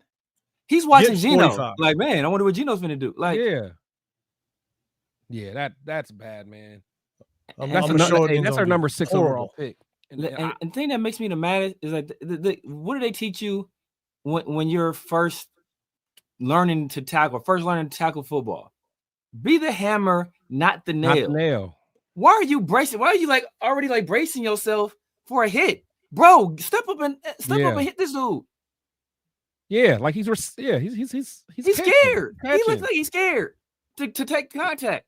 Like, bro, step up, lay this dude the hell out. It's the stuff I'm talking about, man. But the thing is, we never really seen him do good pass pro in college anyway. So what are we expecting, man? So, but here's the thing though, is you could have bad technique. You can not be able to block a bigger guy that's coming at you. Maybe he's going against Khalil Mack and it's just a mismatch, right? Yeah. This is purely effort. Yeah. Exactly. This is purely effort. Exactly. I am just going to bust my ass on this play to try to make an impact. And it's nothing. And that's why I say, like, you don't have to be the best blocker, but be a willing blocker. Bro, be willing. I said it all the time about Brock. Right? People say, oh man, Brock Bowers not a good blocker. He's a Brock willing blocker. Bauer gives maximum effort blocking.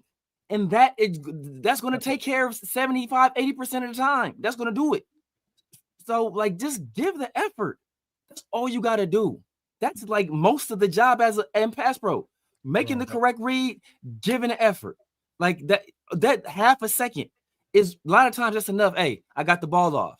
That's all you need. You ain't got to be perfect. But the fact that you walking after the play, like, bro, why are you walking? Why are you fixing your gloves? And looking at what Geno's doing, and then has a nerve to sit in front of a mic and basically expecting the ball more. Look, I told people before when we were talking about possibly drafting Genty, and I saw his pass pro, I told people straight up, two things about Chip Kelly: he will sit your ass down. He did say that. Put the ball on the floor, and if you can't pass protect. And people, you're not going to sit down the number 6 overall pick. You're not going to sit down our first rounder because you can't pass protect. And then what happened? People mad. Oh, why ain't Genty playing? Well, this is why. Terrible effort. This is why. Just give the effort, brother. Like, that's it. So, all right, here we go. Run play to Genty. Again, just kind of notice the formation. We motion down. We're in a double tight set. Fullback in the backfield, one more receiver. I believe he might be on the top of the screen. Another just tight set out of a run formation. And bro, I don't know if they just studied the shit out of us. Yeah. But Derwin James blows up Ian Thomas. We got a pull coming down this way that gets blown up as well. And so again now. Double tight set, a tight formation. We're bringing everybody in the box. And they just blow it up. Yeah. Yeah, man. And that, I mean, it's nothing Genty can do right there. There's nothing. It wasn't at the very next play. That's a very next play too. After I don't remember, but it's all in sequence, so it was close. Yeah, to I'm about to say. I think this was. So I think this was back to back. Even though again, you can't really blame Genty on this, but it was just a bad look. After seeing the bad effort and just like, is that Parham and Meredith's fault? Did I allow so much depth, or is it not? It's Kappa, low key. It's Kappa. Yeah, but here's the problem though. It all starts with Ian Thomas because Kappa's trying to pull. Ian Thomas gets blown up so bad. He got to go around. Yeah, Ian Thomas gets blown so bad. I don't even know if Kappa can even get around. Yeah. But the thing is that let me go back. Here's the tough part: is if you watch Kappa in the pool, you have two guys coming off the edge. You have not only do you have Derwin James coming off the edge, but you have this linebacker as well coming off the edge, and Colton Miller leaves them. So he leaves them to try to help out here and gets to the second level. I don't know if they watched film. And they caught a tell of some sort, but they just blew the shit out of this play. Parham does his job. Meredith does his job. Let me see what happened right here. So, what about Colton though, man? So know what that looks like? That looks like it's supposed to be a pin and pull. So Meredith, I mean, he's supposed to pin that guy right there. He's supposed to pull and get to that guy right there. If he's able to get around there, it's nothing but space and opportunity. What Genty does with it, there remains to be seen. But if he's able to get to that guy, that's going to create a big play. So they're pinning and pulling. That's the play. But Ian Thomas does a bad job, which in turn affects what Kappa's doing, which messes up Michael Mayer, which trips Genty. So, but it's also, this one is also on Colton Miller. Right. That's what I was about to say. Because Colton Miller needs to see, and Ian Thomas has got to communicate, because Colton Miller's got to see, he's got to see this linebacker. They are walking up the box. They have 5 guys here. If you include 6 on the backside, because you have a linebacker walked up, you have a safety walked up off the edge. Yeah. So if Colton Miller takes on that linebacker and doesn't let him go, then Ian Thomas can still try to wash this Derwin James down. And Colton Miller, Mike can get the linebacker. Colton Miller can wash this guy down, this linebacker, and this might allow Kappa a free lane to pull all the way around to seal off this linebacker.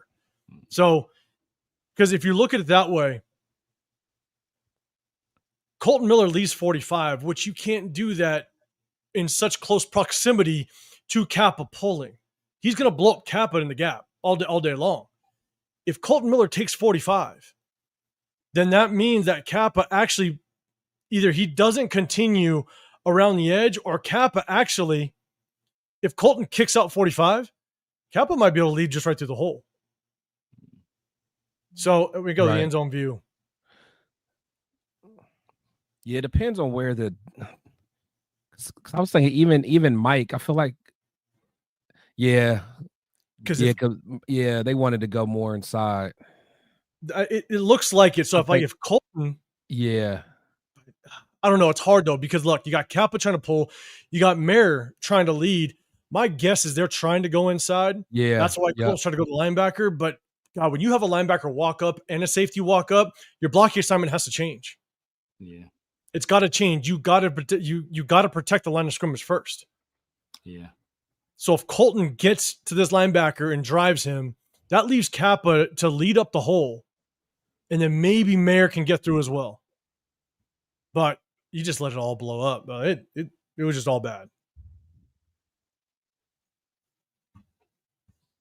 So, Two Stockton, what's going on, man? I appreciate you throwing a super chat out there. He said, do you guys like Genty to this point? Because I remember Josh Jacobs bursting onto the scene on Monday night. Similar situation, too, with no receivers that year. There's things I don't like about Genty.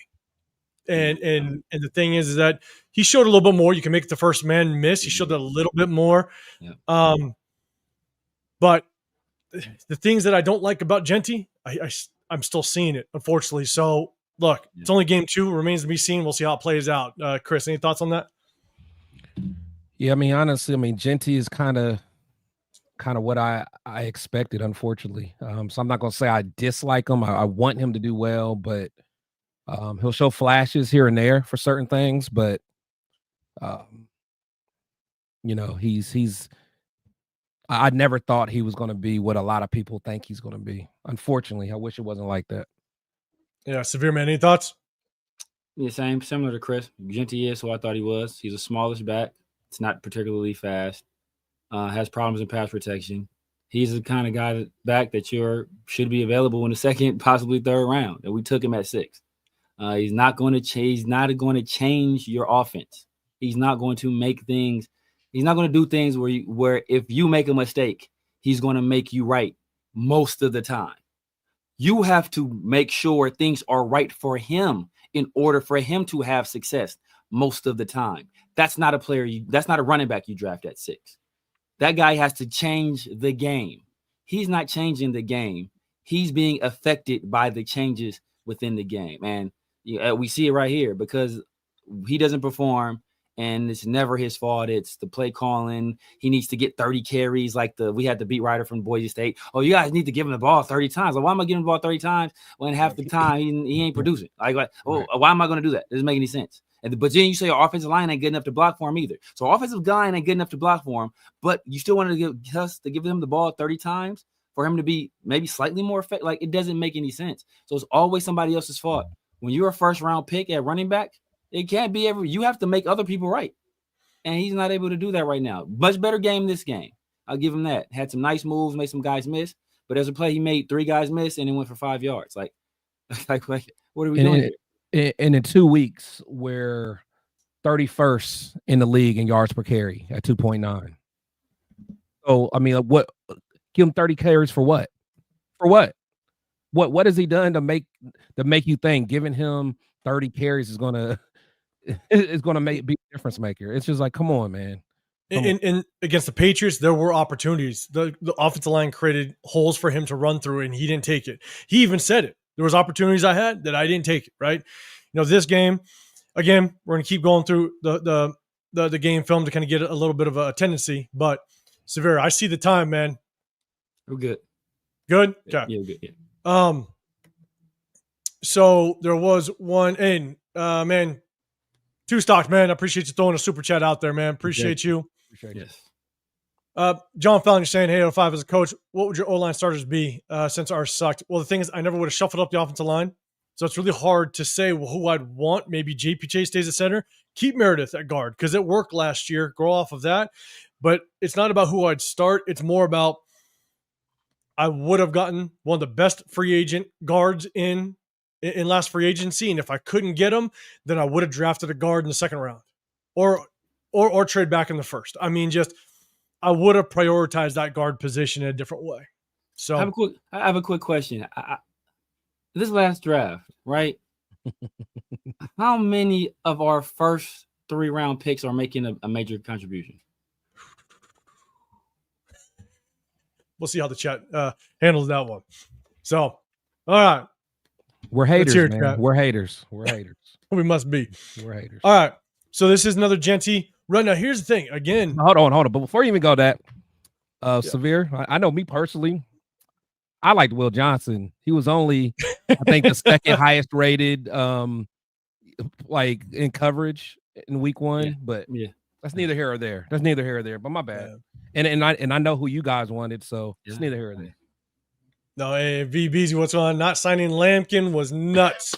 That's the comment. Lampkin will be out here taking names, bro. Man, taking names, right? Jesus Christ, love it.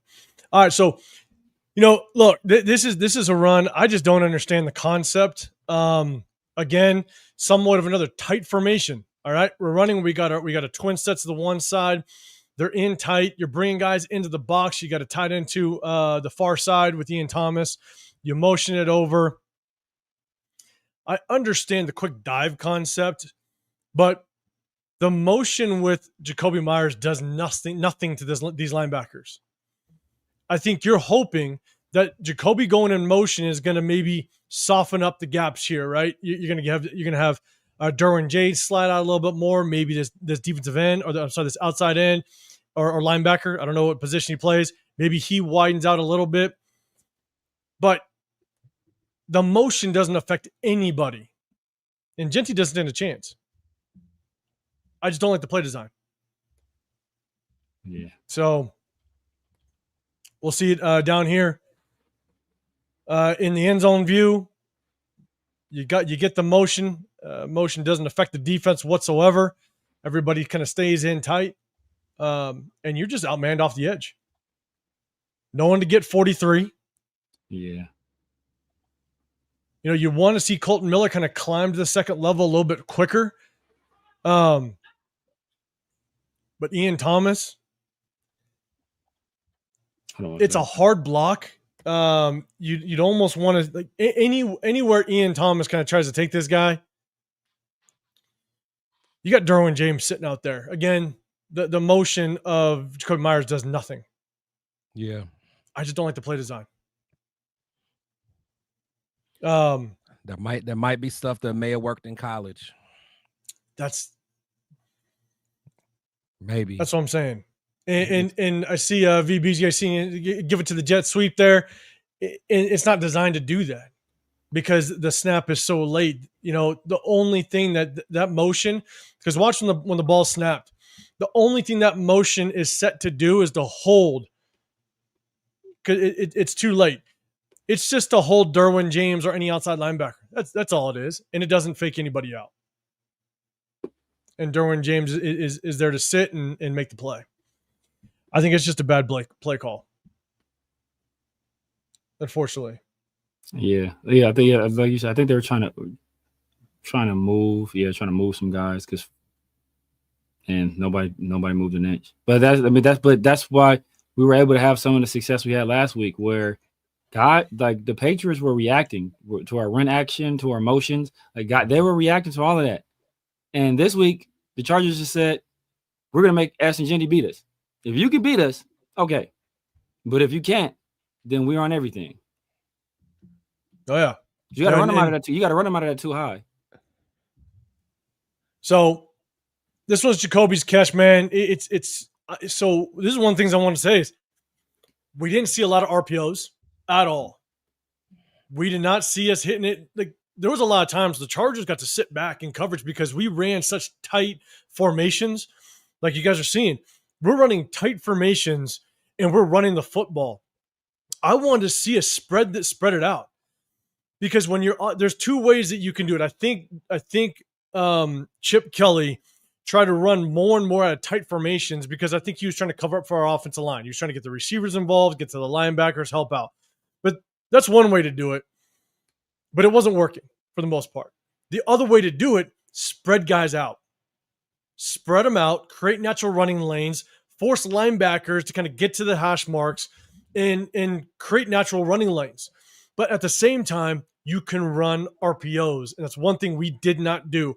This is one of the examples of where it worked, where it's not an RPO, but we didn't run a lot of pick routes. We did not run a lot of rub routes this game. Yeah. And this is a good example of it. And Chris, you threw us a message before. If he does hit Tucker. To the house. That's Tucker's to to the house. Yeah, because that safety came up. He's out of there. The corner's here. The safety's here. Yeah, he's out of there. It's not even close. You hit Trey Tucker down here just to put past the hash. Not even close. He's gone. Yeah. So it's a miss. It's unfortunate. That's a design play to Jacoby, basically. It was. Yeah. But and you create a bunch of mesh in front of Jacoby. It's a good play. That's a good play design. That was a good concept, because he forced the other guy to try to take outside, and then Jacoby curled that thing right back inside. And by motioning Jacoby in, you notice that it's zone. They're sitting in a zone coverage.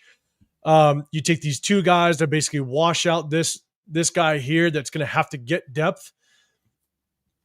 And Jacoby does a very good job. Sorry, you motion and it's man. My bad. So I almost wonder.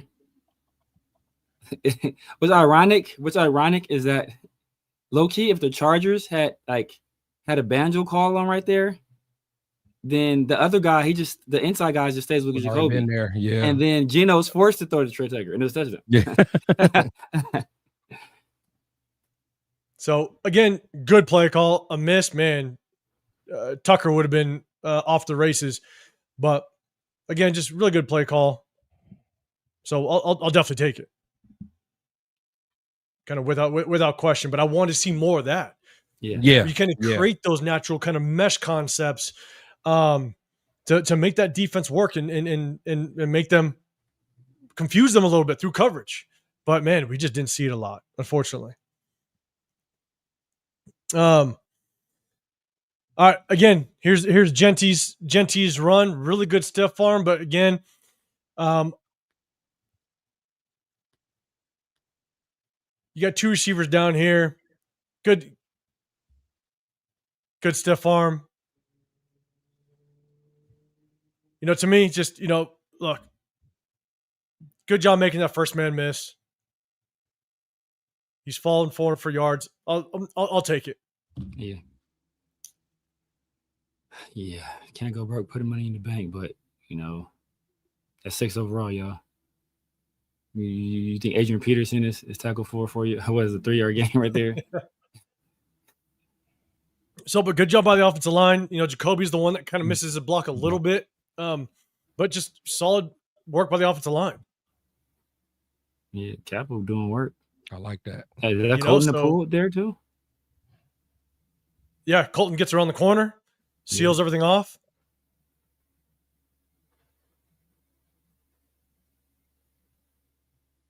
Yeah. You just got Jacoby that doesn't sustain his block a little bit. Yeah. Better job there. So this is short yardage. This is actually, I mean, look, you take the good, you got the bad, stuff like that. But this is, I believe this was 3rd and 1. And man, you love seeing just Genty put his head down and really just no, he just has to get that first down. So I believe this is 3rd and 1. Yeah, good play. Good play. And what's good about that is he didn't try to get greedy. Don't get greedy. Yeah. Hey, so first down, baby. Take the first down. We'll take a look at the offensive line, the way they worked. The offensive line, it's not that bad of a job. You know, it's not. He had it's good. It's good. Lane. Yep, had a lane. Got your head down. He didn't try to do too much. He didn't try to get cute. I know where the first down marker is. I'm gonna put my head down and I'm gonna get that first down. Man, I'm gonna say something that might be unpopular, man, but Glaze might be our best lineman this year so far. Nah, I would have last week. Harold Landry was dogging Glaze. That's not. Yeah, Glaze had a tough time last year. week. Yeah, he was getting dogged. Well, at least this game, I feel like Glaze did all right. Like, yeah, he's probably number 2. I think Colton was flawless last game, and against Caleb, he was against Caleb Vaughn, but he was flawless last game, and he was basically pretty flawless this game for the most part. I mean. But I don't know, man. I've liked what I've seen from Glaze so far, to be honest. I guess for me, I'm just more. I'm more upset that they moved Meredith to center. Yeah. Oh that's because that was the first thing that triggered me. In all honesty, Merritt, like you got to he's got to clean up the snaps without question. There was a couple times where just his eyes weren't right at center, but run blocking wise, he wasn't bad all game long. Yeah. Run blocking wise, he wasn't bad. Pass blocking, he was okay here and there, but again, he's just got to clean up the snaps. This is Genty's catch. Good little spin move. I love this. I love this. Man missed. I love that. I went crazy for that one. I love that. That's what you want to see. That's on Derwin too, right? Yeah, I think so. Yeah, he did Derwin nasty. Yeah. Not as bad as I don't think we showed it, but as bad as Herbert did Devin White. Oh yeah, he did that. He did that filthy. I was like, man. I don't have the one on here. I don't got the one on here. Oh yeah. But you look at the protection. Kirk Cousins wasn't moving like that. No, Kirk Cousins was back, wasn't down there back then. But he wasn't no quarterbacks in the NFC South moving like that. Yeah. Yeah, I mean, look at the protection. That is, it's still there, and that was, I look at every single play, and I'd want to say maybe 80% of the time it was actually pretty good protection. That's what I'm saying.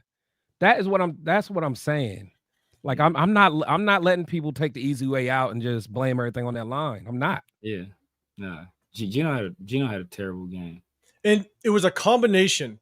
And again, being able to see the sky view, it's a combination of the offensive line actually did a fairly good job in protection the majority of the time. There was the one-off where it looked real bad. Don't get me wrong, but it was a combination of the offensive line. There were some miscues, Meredith with the snap. There were some tough times where production broke down, but there was nobody open downfield.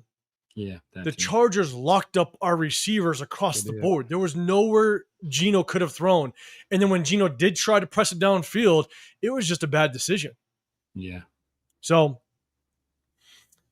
again, you got motion. Look at this is Genty and off tackle. It's a power run. Look, everybody in the box. Yeah. You're bunching them up again. Again, it's a good job by the offensive line. Genty's untouched after about 3-4 yards. Yeah. He's untouched at 4 yards. So it's actually a pretty damn good job by the offensive line. With a full head of steam. We'll play it one more time. We'll pause it with just all with the blocking. Kappa got his man. You got, I think this is, God, is that Big Mike? That's Mayor. That's Big Mike. Doing work. DJ Glaze kicking out. You got Meredith getting to second level, doing a good job of just seeing off the linebacker. Jacoby Myers getting on Derwin James. The blocking's there. Derwin James got the better on that one. Derwin James got the better. Derwin James won that rep. I'll be honest, some of the times where the offensive line struggles is one, you're bringing so much bodies into the box, and it was tough. And then at the same time, I'm like, damn, like sometimes it's just play calling. All right, and so now this is a Genty run, and now this is one of the 2 times I saw Genty. Actually, we hand him off the ball, and we got a spread formation. And this is where you see linebackers, you see safeties, right? Linebackers now, there's gaps. Safeties, walk in, you're actually outside the slot receiver.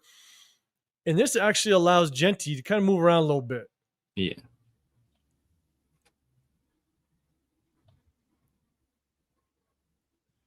That's a good run. It's a good run. And again, the blocking's not half bad. It's not. It's not, man. You got Kappa kind of sealing off. Yeah, Kappa. Meredith has to help him a little bit. Yeah. Right? I think this is Glaze. Glaze kicking his guy out.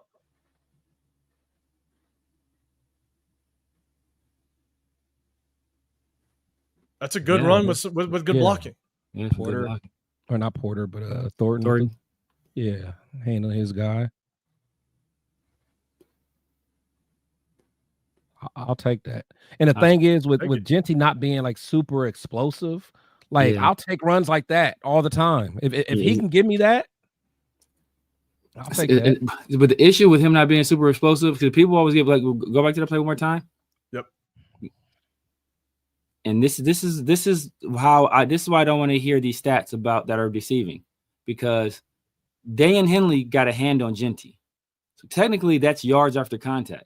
But he only got a hand on Genty because Genty is too slow to get to the hole that fast. So if Genty had exploded, he's gone. But he doesn't have that. He doesn't have that one step, and I'm out of there. Yep.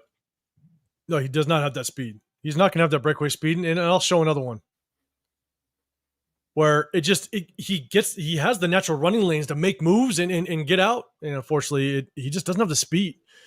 He's not the guy that's going to be able to plant his foot and he's gone. No, he's not that. Everything is very smooth with him. It's just a smooth runner, but he doesn't have the speed, and the defense is going to close very quickly. So, all right. Again, this is a run with Zamir White, but again, you just look at we constantly ran the ball and just allowed everybody to kind of load the box. You put Trey Tucker in motion. You're bringing the safety kind of over. Oh, yeah. This is on 3rd and short. This one's on Meredith because Meredith just did not see the linebacker coming. He tried to help way too much. Meredith is in the middle. They kind of stunt Meredith a little bit. They cross his face. It's a hard block for Meredith. I'll give him that. Yeah, but Meredith, he's got someone right over him. 98's going to kind of cross over. He should have passed him to Kappa, and Dan Henley kind of blitzes opposite. Nah, this is what you call it. Is this the play? Oh, no, that's not Parham. Why is Parham double teaming right there, though? Was that the call? Do you think that was is this situations where, because he doesn't pay any attention at all. So either him or Meredith have to because Parham steps right. So it is let me see, is everybody supposed to step right?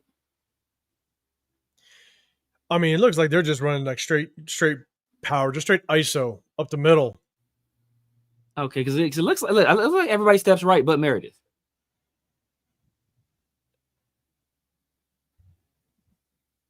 Meredith's the only guy not stepping right. Everybody else stepping right. Meredith is the one guy I don't know if that was a call double team or he didn't see it. Everybody stepping right but Meredith.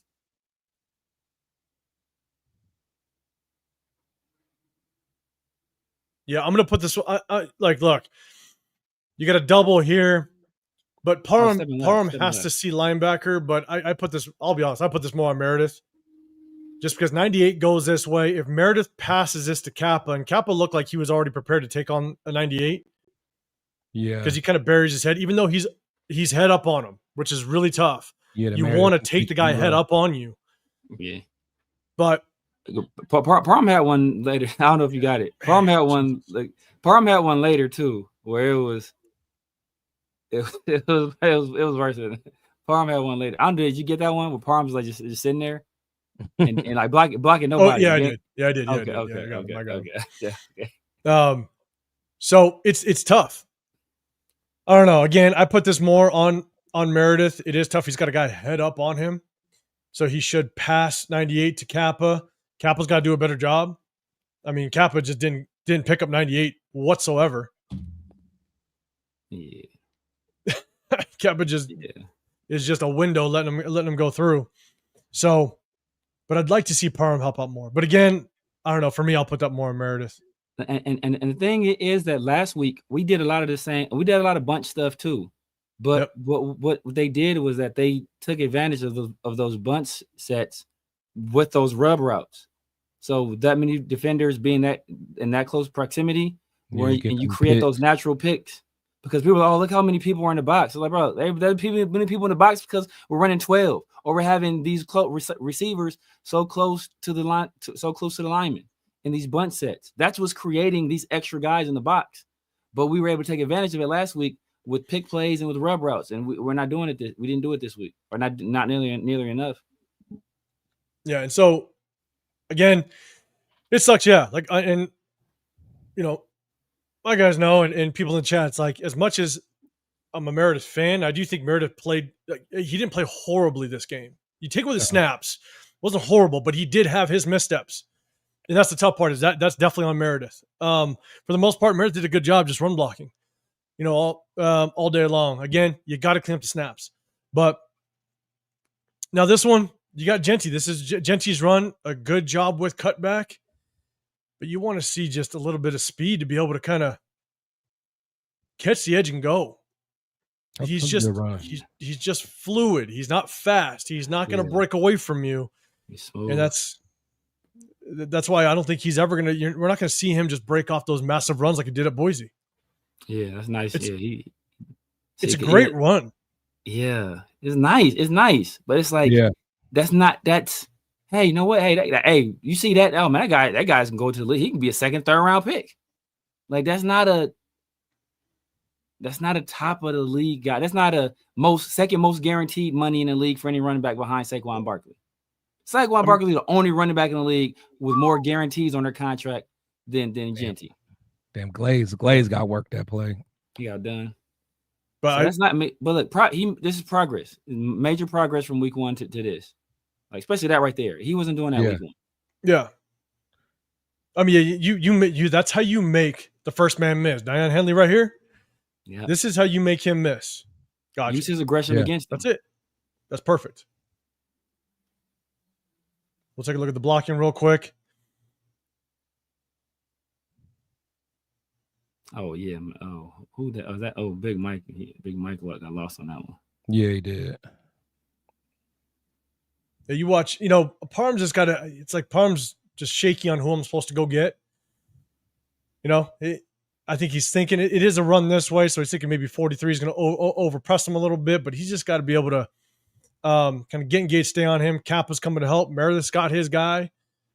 DJ Glaze does a good job. I mean, yeah. Hold on. Nah, DJ got. He got done. Yeah. He got done. I mean, he shielded him off. That's really all you want to do. Hey, number 9, he's a big boy though. That dude, he's a big boy. Yeah, that's Tierra Tart. That's that dude. He was cooking last game too. But what that does is that look, because Jacoby is coming across on the pull to block. So that disrupts him. And Kappa just bypasses Henley, actually, it looks like. Like Kappa, he's trying to go here. He should have been able to get down Henley. Genty made a miss, which is good. Yeah. But outside of that, everybody has their man. Yeah. You know, Meredith's doing a good job. We just missed Dan Henley, but Genty did what he's supposed to do, make that first man miss. But man, I knew he didn't have it, but man, I'd love to see Genty be able to catch a corner and just go. Yeah. But that's what I ask people. Find me a play where you see him beat a guy to the corner, get up the sideline for a big score. Not gonna happen. That's not his game. Like you said, he catches a lot of contact, breaks tackles, and he's hard to bring down. And then he usually just runs. That's how he gets his runs. Catches guys coming back trying to rally, and they're already running the wrong direction. I was okay. Now I can beat you because you're running this way. I'm gaining steam that way. But I've yet to see him ever, even at the collegiate level, get the corner, up the sideline for a score. All right, so there's another Genty run again. We're trying to just run out a bunch set, man. I wanted to see us spread this thing out more. Yeah. And you're just bringing guys into the box. But this is a Genty run. Yeah. I think it's just making it tougher on our offensive line, in all honesty. But you get a little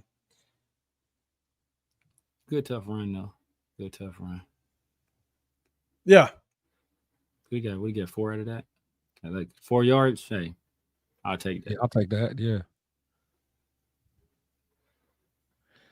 What was so this one? Meredith, I think to me a little late on getting to Diane Henley. Yeah, he sees him. He wants to get there, but I think he had a tough time kind of getting through. Big number 89, 99. Yeah, it's a big boy too. I think he's had a tough time trying to get through him. Yeah, it's a big boy. But, Parham, he's got to sustain that block. Yeah. Because 99 is ultimately the one that kind of makes first contact. Yeah. Yeah. Yeah. Kind of watch Kappa. It's good rap. Kappa doesn't do too bad. Yeah. Nah. So I'll take it, play one more time up top, and I'll tell you right now. It's just one of those good hard run by Genty. I'll take that. Hey, was that 4 yards? I'll take 4 yards. I think that too. 4 yards. Hey.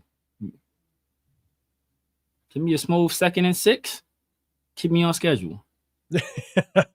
And so here, look, there wasn't a lot of opportunity, but definitely on this one, Genty just kind of misses Tucker. And this is later in the game. Again, I started from the beginning of the game to the end. We're now kind of getting into kind of that beginning of the fourth quarter. Or I think almost the fourth quarter, and it's he dumps it off, but Tucker's there. Yeah. But then again, was that? Let me see when that guy leaves Tucker. Yeah, because are they reacting to Gino dumping it off? No, he's there. Oh, he's there. Yeah, Gino's looking. Yeah, he still has his eyes downfield. Yeah, he sees him. But then again, he probably because he's already is he 2 interceptions in at this point? He's 2 in. Yeah. He is 2 in. Yeah, so he's probably like a little gun shy at this point. Yeah. And so here's the thing, though. What's it down a distance? Second down. Second and 10. And so they actually tried to do this a couple times where they would get a blocker in front of Genty. I think this is their version of trying to get Genty into space. They got I think it was Michael Mayer that got in front of him one time. Michael Mayer didn't make the block, and Genty got tackled. Now you got Brock Bowers getting in front of this defender, so they're trying to get him in space with the guy in front of him. But Gino, I'm telling you, Trey Tucker, man, if he hits Trey Tucker right around here, he's off the races. So it's just a miss. Yeah. Trey Tucker is probably looking back there like, dang. But I would like to see. Oh, is it blank? Got to go back. Hold on. There we go. These are just the opportunities. I'm not saying it's easy, but as a 6th overall pick, make some magic happen here. Yeah. You know what I'm saying? Turn the tables a little bit. Don't just you just kind of get flipped upside down. And I just want to see some magic there a little bit as a 6th overall pick, man. Get some yards out of that. Yeah. But that's just a miss by Gino. Not being able to push downfield.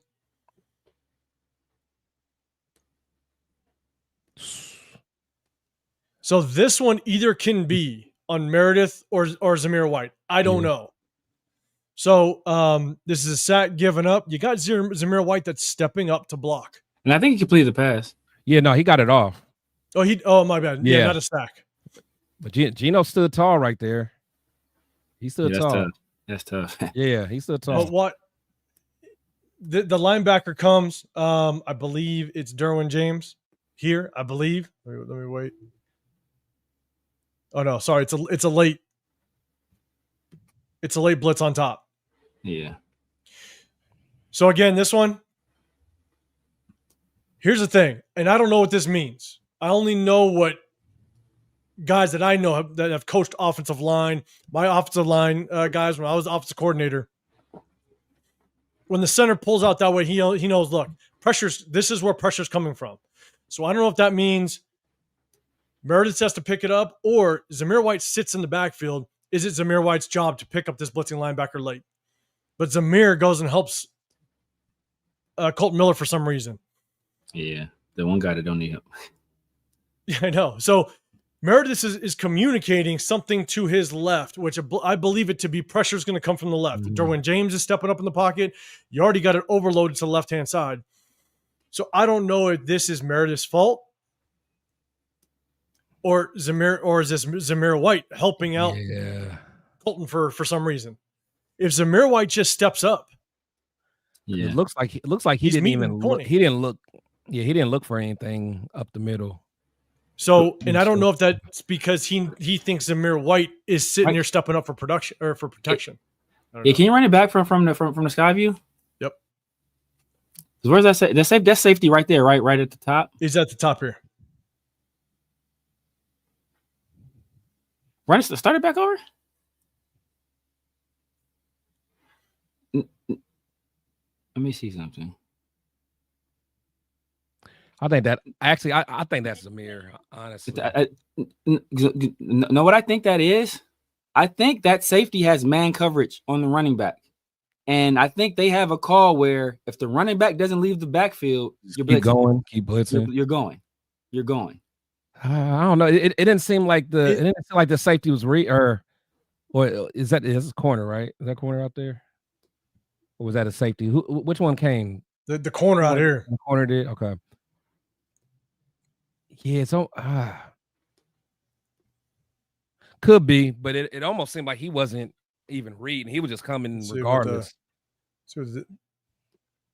J-Dog. Jesus Christ. Let's see. Zamir's a chip release.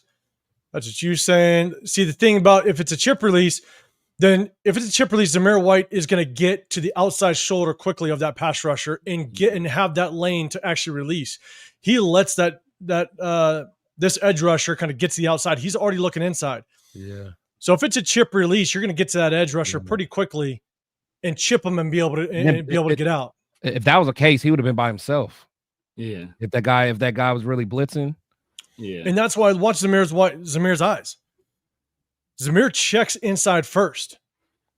He's all about inside first. Yeah. But then he tries to get out and help out. So yeah, he just yeah. I mean, I don't think you. I mean, I don't think he did a bad job there. I don't think he did a bad job there. I think at that point, the most dangerous man is that guy. And usually, when you're in pass protection as a running back, you take the most dangerous man. He doesn't see that dude blitzing. He doesn't see it. That's all I say. He doesn't see it. And so for me, I still, in my opinion, I feel like I put it on Meredith because at the end of the day, if 50 crosses your face and you can pass him on, or 91, you got to get your eyes back again. Yeah. So, he looked, but it was too late. Yeah, that's tough for Meredith too, because from where that guy is coming from, like he's coming from left, he comes from left field. Like Meredith he ain't thinking that dude coming. Yeah. Pause. So as much as maybe Zeus could have stepped up and helped out, because Meredith was able to pass that guy on, I kind of put it on Meredith, in my opinion. Yeah. But good job, Gino, sit in the pocket and still be able to make that play. Yeah. So, all right. So we got this one again, another stacked box. I think this is what Chip Kelly's go-to is. I mean, he wants to stack the box and he wants to be able to, get as much help, get the tight ends involved. And I just don't know if we have the offensive line to really hold off a lot of people. Kappa. That was on Kappa right This one's on Kappa. Yeah. This one's tough. Genty tries to cut it back.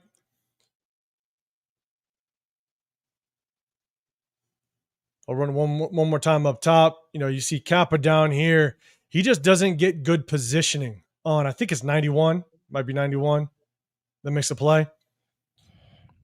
Kappa, he just doesn't get good position. He tries to square up way too much. Just try to get to the near side shoulder, wash him down the line of scrimmage. But he allows 91 just to kind of throw him off and make the play. I want to see what DJ Glaze did.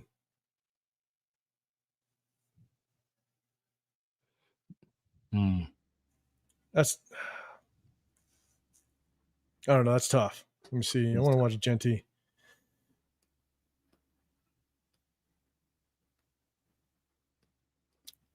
Is there a hole over there on the left? That's what I was saying. I was almost wondering if he was supposed to continue to go up there. Let me go in zone view because it's a zone, right? So it's zone left. Yeah, the offense is left. Nah, see, I think Henley. He saw Henley. But yeah, that's on Kappa. If Kappa, yeah, because the cutback lane would have been there if you get a hat on him. Yeah, Henley's free, and then you got Brock. I mean, Brock and Derwin. I don't know about that. Yeah, I'm not. especially not Brock at 100% too. Yeah. Yeah, he did. He doing everybody dirty. He did Jacoby dirty. He did Brock dirty. He's just Duran is different. Duran at 100%. He finally healthy. It looks like he a different kind of dude, man.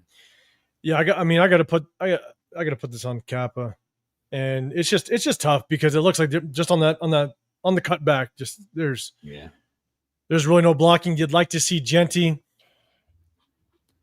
I mean, maybe we see it better on the sky view, but shit, man, 91 is just there. There's not a whole lot. Yeah, he just flat out go one more. See, I think he sees Dan. I think he sees Dan in the other hole, but there's the far hole, the far gap you really can't see in the end zone. Maybe there, outside of Parham. Yeah, it's just on Kappa. That's the situation. That's on Kappa. All right, here we go. We just got a few more. All right, now we're technically into the fourth quarter. Obviously, we're switching. We're switching sides of the field. Now again, another Genty run, and we just got a massive bunch formation. We're bringing everybody inside, man. I'm telling you, a little bit of motion.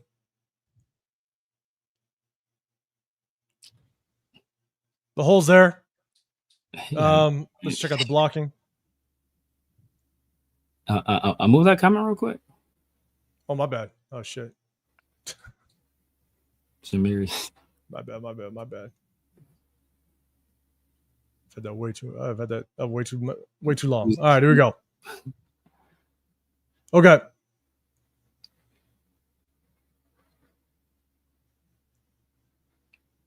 Yeah. It's good blocking. He's got Deontay Thornton up there. Yeah. Yeah. I think it's good blocking right there. And Kappa, did Kappa get off that?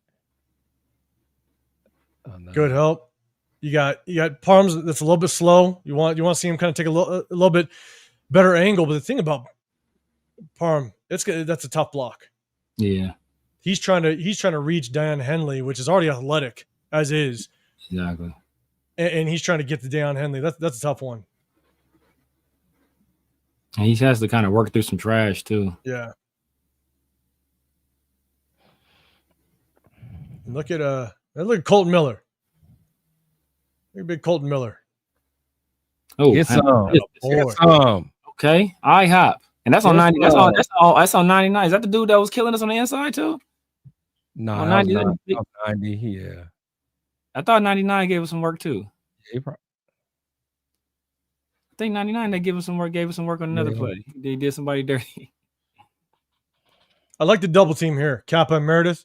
Yeah, I do like the double team a little bit. Kappa's doing a good job with his eyes. Yeah. See, I know Meredith. I mean, I know. Yeah, Parham's supposed to get to that second guy. Yeah, he has to keep him right there though, because Meredith can't get all the way over on that.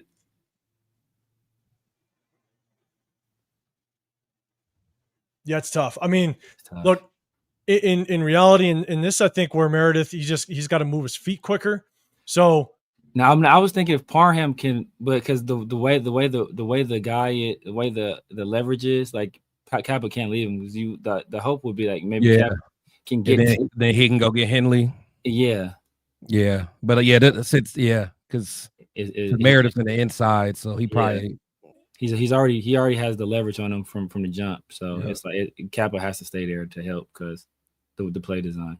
Well, and I'd like to see Meredith though be able to kind of get his hips around a little bit, and they basically double team the piss out of this interior defensive lineman and try to drive him into Deion Henley. Yeah. But Henley's a good linebacker. He is. He's a good linebacker. He's an SYFL alum.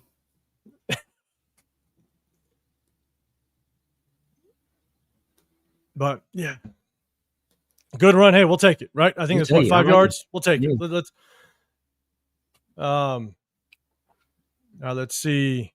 Let's go to this one real quick.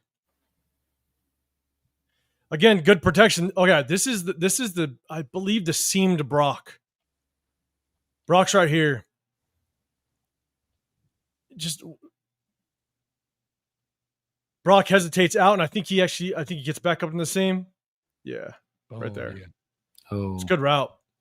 Yeah, but we're gonna go back. Good protection. The protection's there. We kind of talked about that though. Missed him. I think Brock just not being 100%. He couldn't be as crispy on that route when he was kind of coming back inside. And it looks like he trips a little bit too. Yeah. Parm's getting pushed back a little bit, but still plenty of time in the pocket. But I mean, here's the thing though.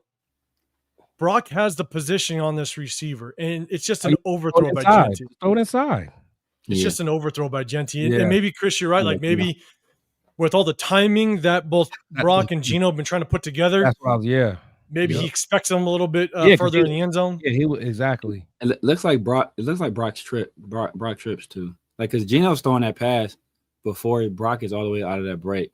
But when he trips a little bit coming out of there, I think that because you want to keep that ball inside enough to protect it from that guy, but also protect it from that safety. See, look right here, trips. See, he has to keep that. That has to be. You can't round that off. You got to get out of there. You got to put your foot in the ground and go. But he trips up a little bit. You see right there, and now he's rounding it off instead of cutting it directly. So if he cuts it directly, that's like a step and a half, and he's good. I think. I guess the only thing I'll say though, which is tough, is quarterback's responsibility is to throw you basically open, right? Yeah. And so Gino overthrows this thing again. Yeah, a little bit of a trip, whatever it may be. But man, if you just throw this and sit Brock right in the front of that end zone, just sit him in the front of the end zone. I think Gino, I think he threw the ball already. So look when Brock comes out of that break, I think he's already throwing it. Look right now, he's throwing it.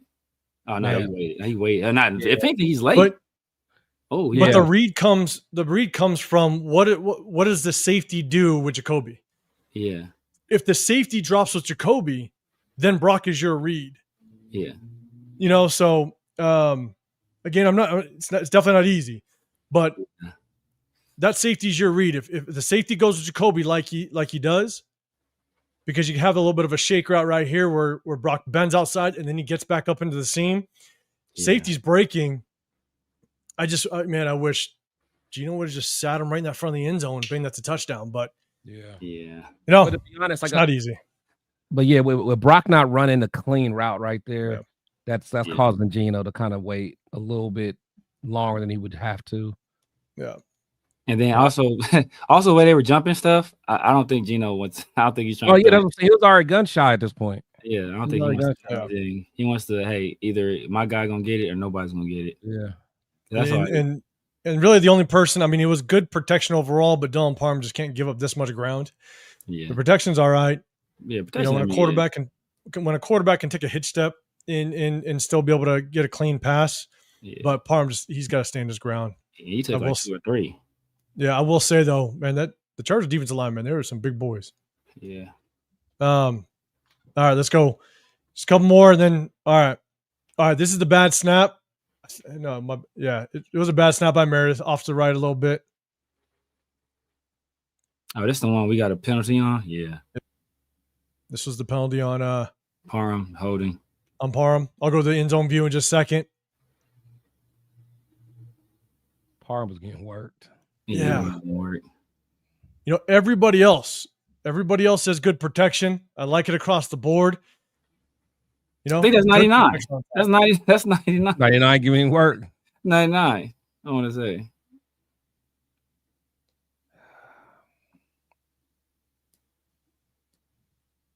Yeah, it's again. These are one of those snaps, kind of off to the right. Meredith's got to clean it up, but good pass protection across the board. Man, it's just Parham. Yeah, Parham just gets worked 1-on-1.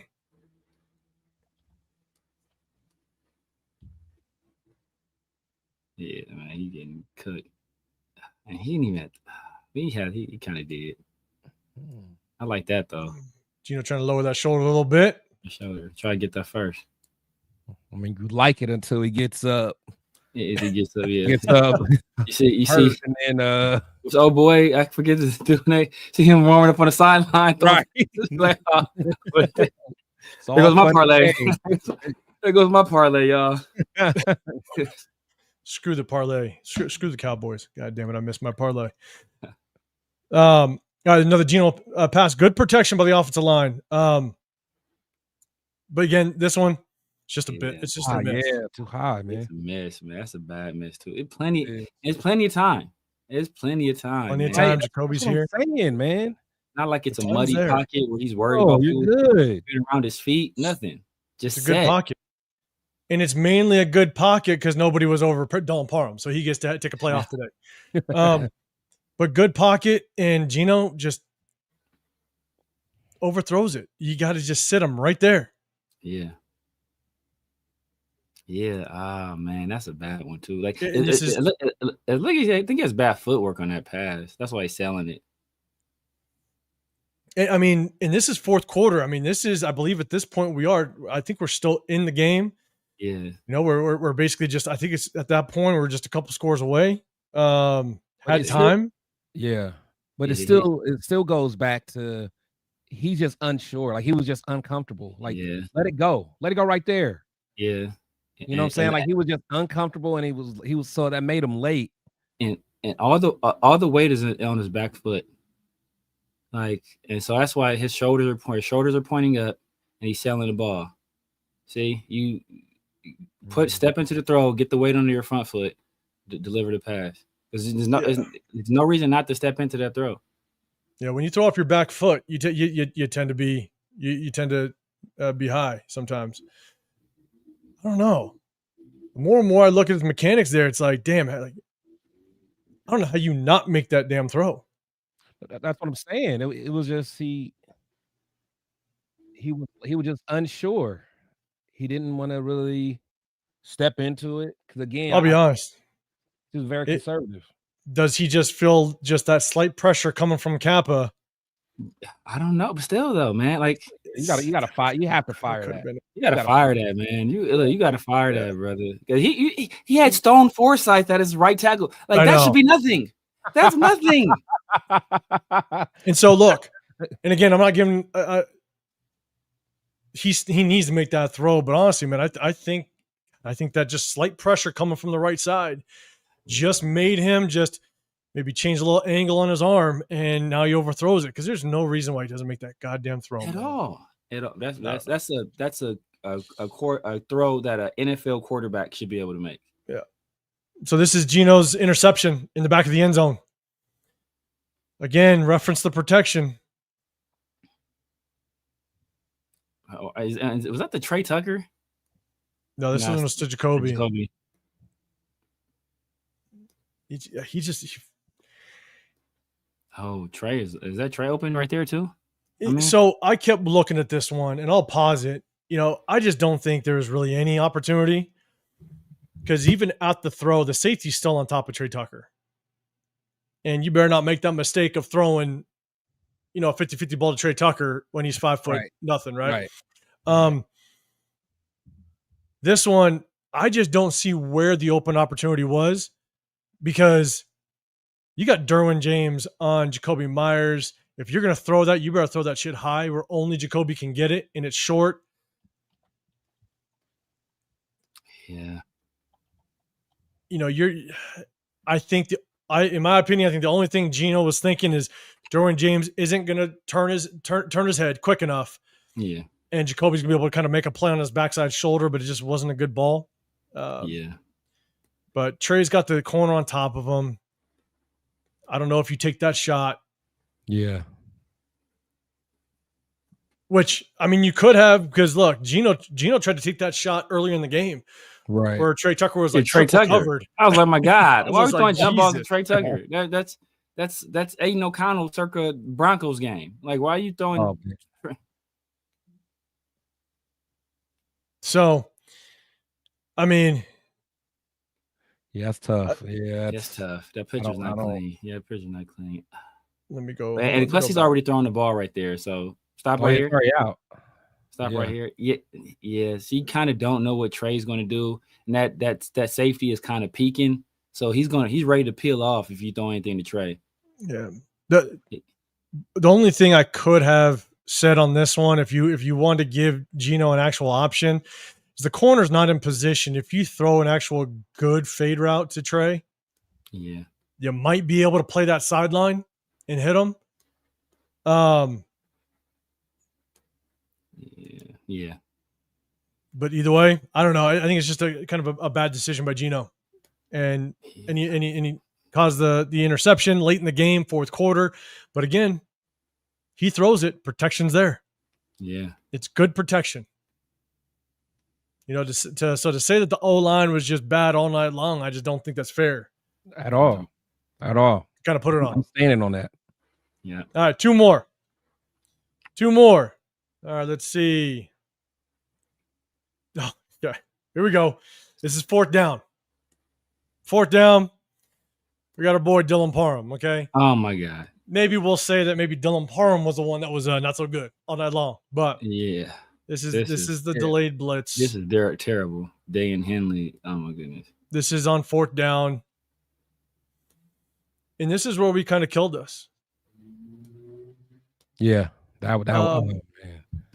It's 2 fourth down plays. So Dylan Parham, you got delayed blitz by Derwin James here, and Dylan Parham just gets lazy. He gets completely lazy on his pass protection. Oh, sorry, it's Dan Henley. Yes, Dan Henley. Yeah. Oh man, Parham's watching him. Parham's looking at him. He started out well. He put his right hand out. He was helping down with Meredith. He was making sure no linebacker was coming. Like, he sees him. Good technique. Put your hand out. You're helping. Why are you looking way over there, bro? Like, what, bro? Like, there's nobody to block right there. Nobody. You're blocking Meredith at that point. You're literally blocking Meredith. Literally the person standing right in front. And like, he's standing right there.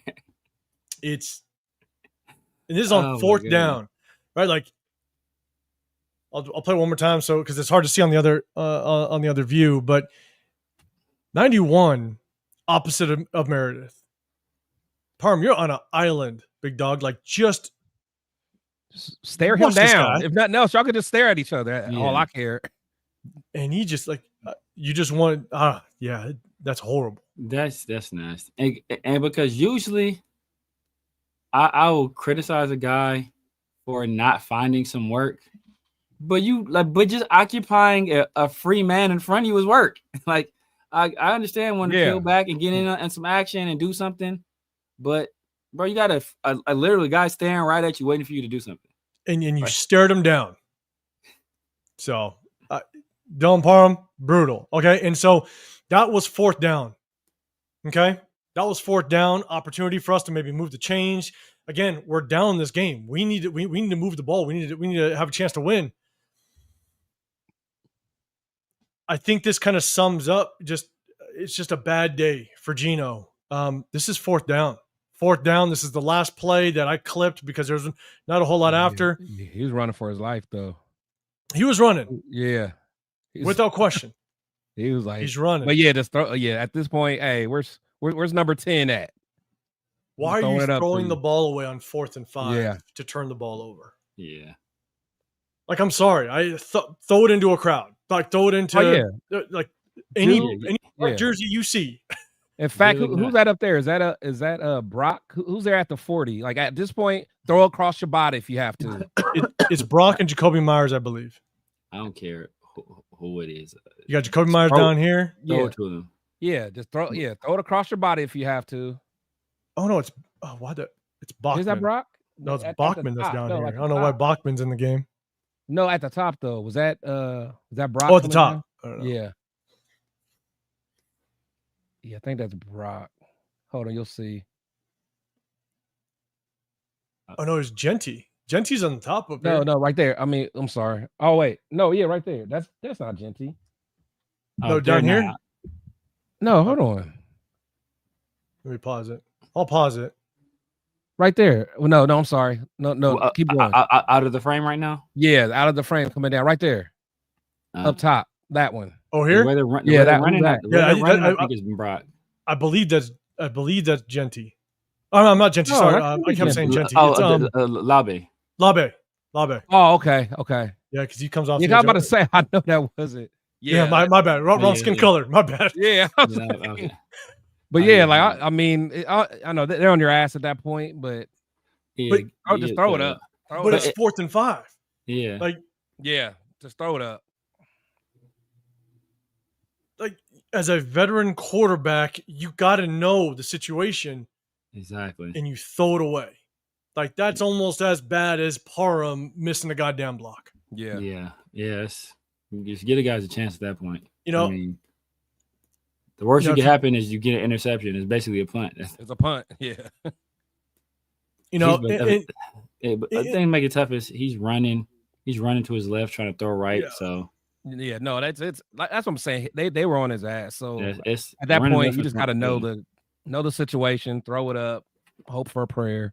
Yeah, he's probably because he's running left or right, and that's a difficult throw to make. You got to get your shoulders turned, and see, I think he was trying to. I think he was trying to throw to. He might have been trying to throw to Jacoby. So he could have maybe tried.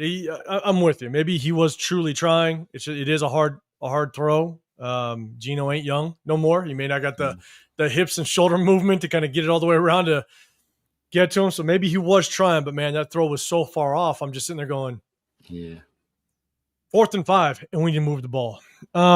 So look, that's it. You know, I kind of got my final thoughts, man. Now that we're kind of going to the big screen chat, man, hit that hashtag Raiders. Kind of let me know, kind of what your final thoughts are on the game. You know, look, the O-line wasn't great, but I'm not going to pour everything on the O-line in this game. Dylan Parham did not play well.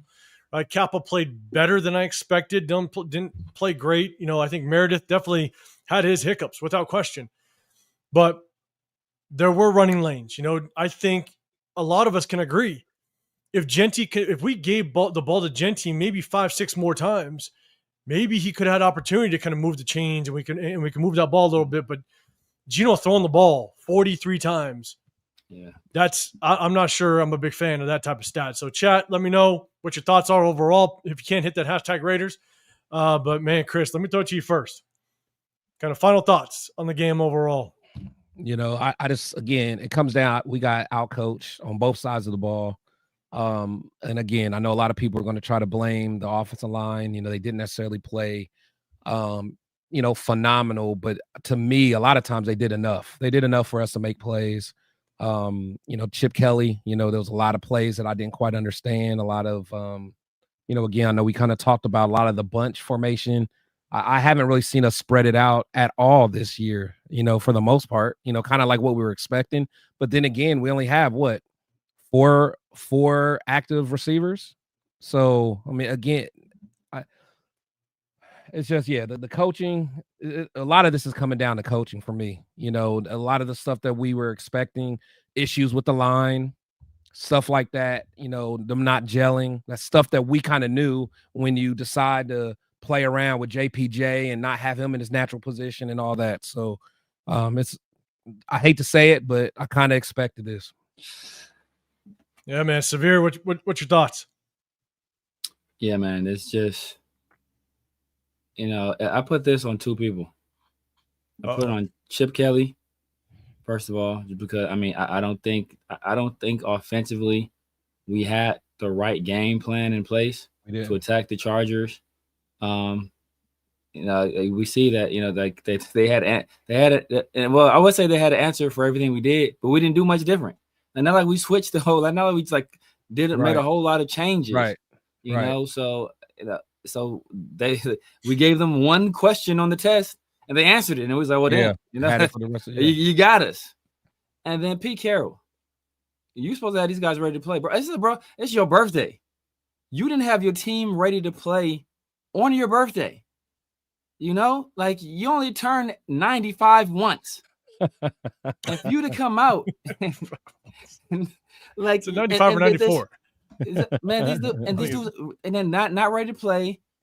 Like they said, there's no fire, no desire. You got your first overall draft selection out there, dogging it, walking it around, and walking like fixing his gloves while his quarterback is running for his life.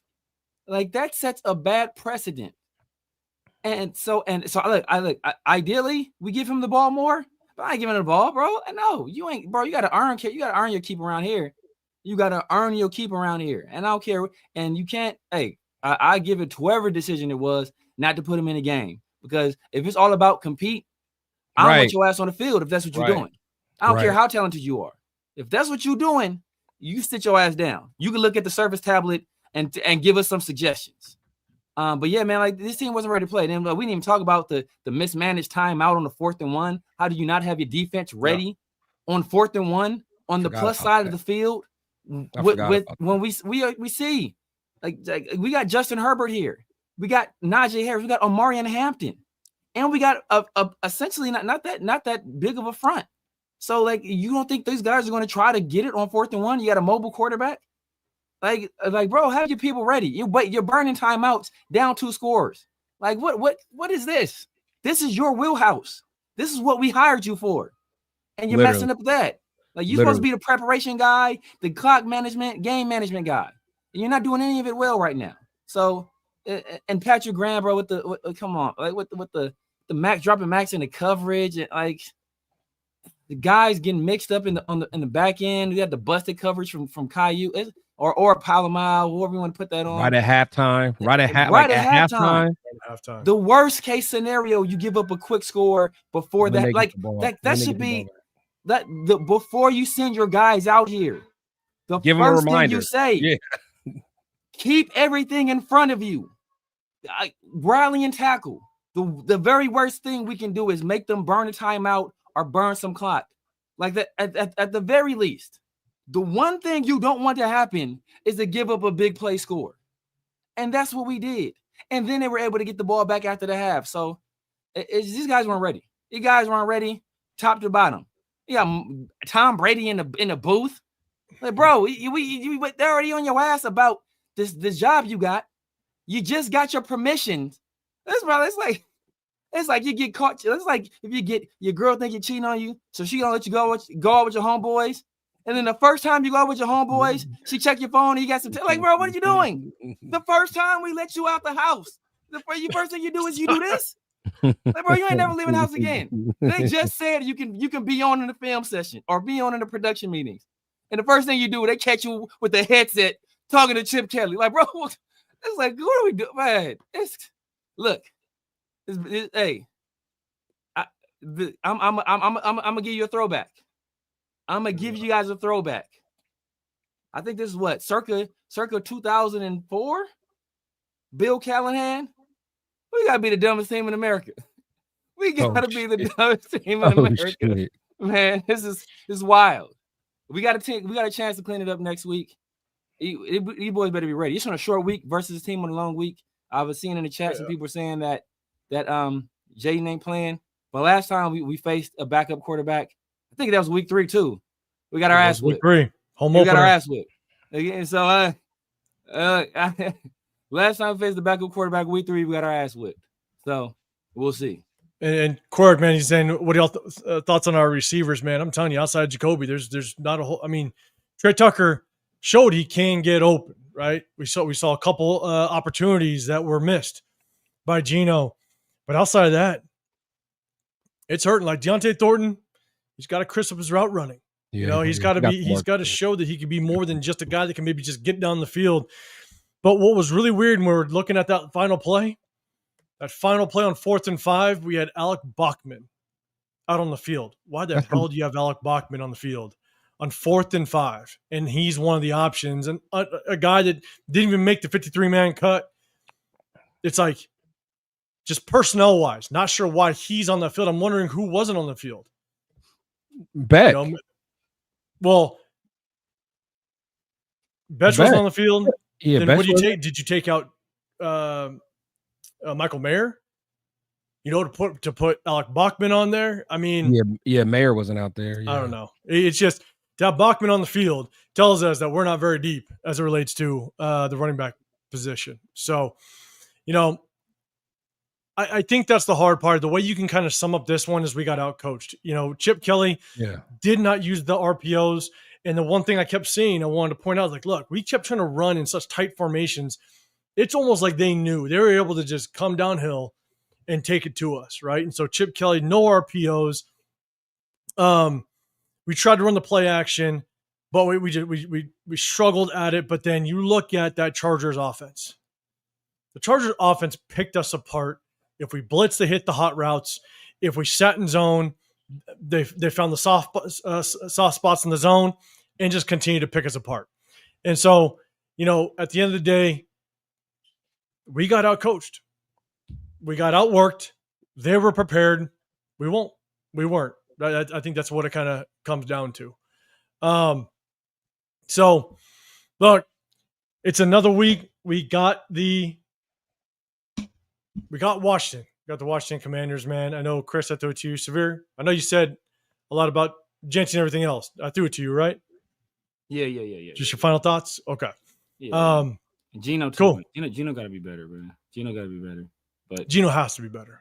We didn't give him a lot of help. We didn't try to do a lot of different things. I think, the game plan was way too simple. But, Geno, the opportunities he did have, he didn't maximize them. So, look, man, I appreciate everybody rocking with us. You guys know how we do things. We hit you guys after the game. We didn't this game because we were there. Man, shout to everybody that we linked up with. Dub Raider, man, appreciate you. Your event at Tap and Ash was I mean, a lot of people showed up, man. That was a damn good showing. It was a great event. Loon's pool party, tailgating over with Low Gravy and the Raider Nation Live guys. Man, we appreciate everybody that we linked up with and just had a good time, and so I think we're going to try to make this a yearly thing. And so if you guys are ever there, home opener, man, link up with us. But as we're doing today, we also do some film breakdown of the game, and we have a little fun doing it. So we appreciate everybody, man. Chris, let everybody know what you got going, your channel, what they look forward to. Yeah, man. Chris will Protect the Shield podcast, man. Make sure you guys check me out. Always doing my show with my brothers, man. What we doing now? Sunday and every Wednesday. So definitely check me out. Again, salute to Dub Raider.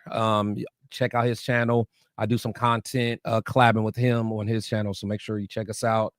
And again, as a lot of you guys know, man, we're just going to always keep it authentic, always going to keep it objective. It's not going to always be what a lot of the fans want to hear, but we're going to break it down the way it is on the film. That's it. We all have our personal views on different players and stuff like that, but when they do well, we're going to give them love. We gave Genty some love tonight. Guys that we, do like I like Devin White, but there was a couple plays he kind of messed up, and I'm glad 805 didn't play the one where Herbert shook him. Yeah, I appreciate that. Oh but my! You told me to keep it low on plays, and so I'll keep that one out. I'll keep that one out. Nah, but real talk, man. You know what I'm saying? That's what we bring. That's what I bring. That's what my guys bring. So, you know, if you like that type of content, check us all out. Yeah, man. All lies, man. That's crazy stats. Geno 10 plus air yards, 0 for 10. Yeah, nasty. That's nasty. That is but not good. He's traditionally been one of the best in the league at that. Yeah, for the past 3 years, rather.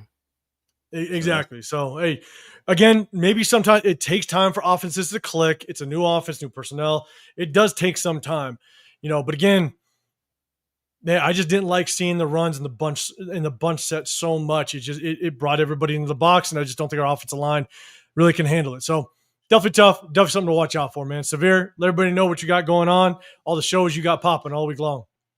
Yes, sir. Yes, sir. You guys know what it is, man. The Severe Raider here on YouTube, IG, TikTok, X, Snapchat, Kick, Twitch, basically every Raider, Severe Raider.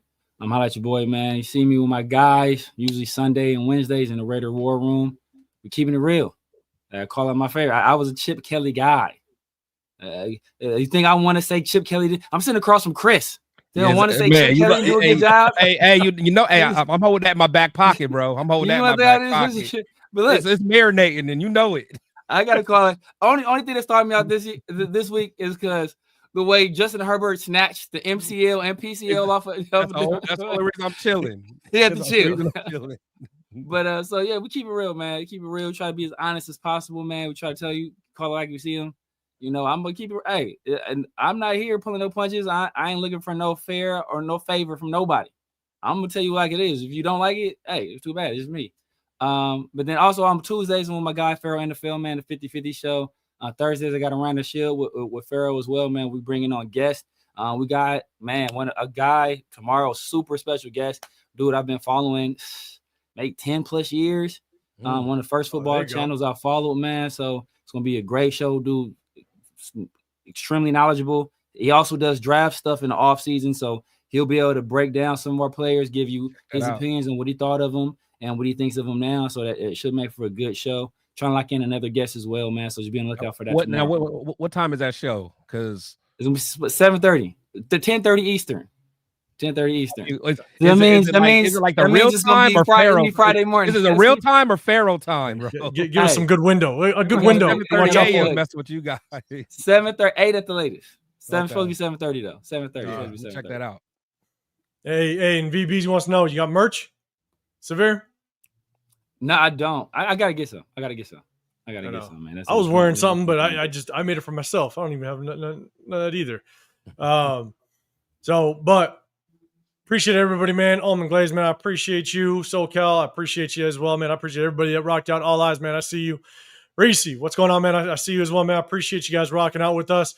Look, at the end of the day, man, like Chris said, we're just going to throw it out there. You know, like, look, I'm a massive Meredith fan, but I'm going to point it out. If he doesn't do well, I will point it out without question. You know, we're just because we said one thing and it shows another doesn't mean we're going to sugarcoat it. And we're not going to hide it. We're going to definitely throw it in and show it to you how it is. So, look, at the end of the day, we appreciate you guys. Make sure you guys hit that like button. Subscribe to all 3 channels. You got Chris, Protect Show Podcast, The Severe Raider. I'm 805 Raider, Real Talk, Raider Nation. We hit you guys after the games as well as on Wednesdays. Chop up some game film. So we appreciate you. Hit that notification so you know when we go live after the game on Sunday. It's a short week. Washington Commanders, man. We got to set this thing right. We got to get a dub. So appreciate you guys. Have a great rest of your day. Have a great rest of your week. We'll see you on the next one. We out.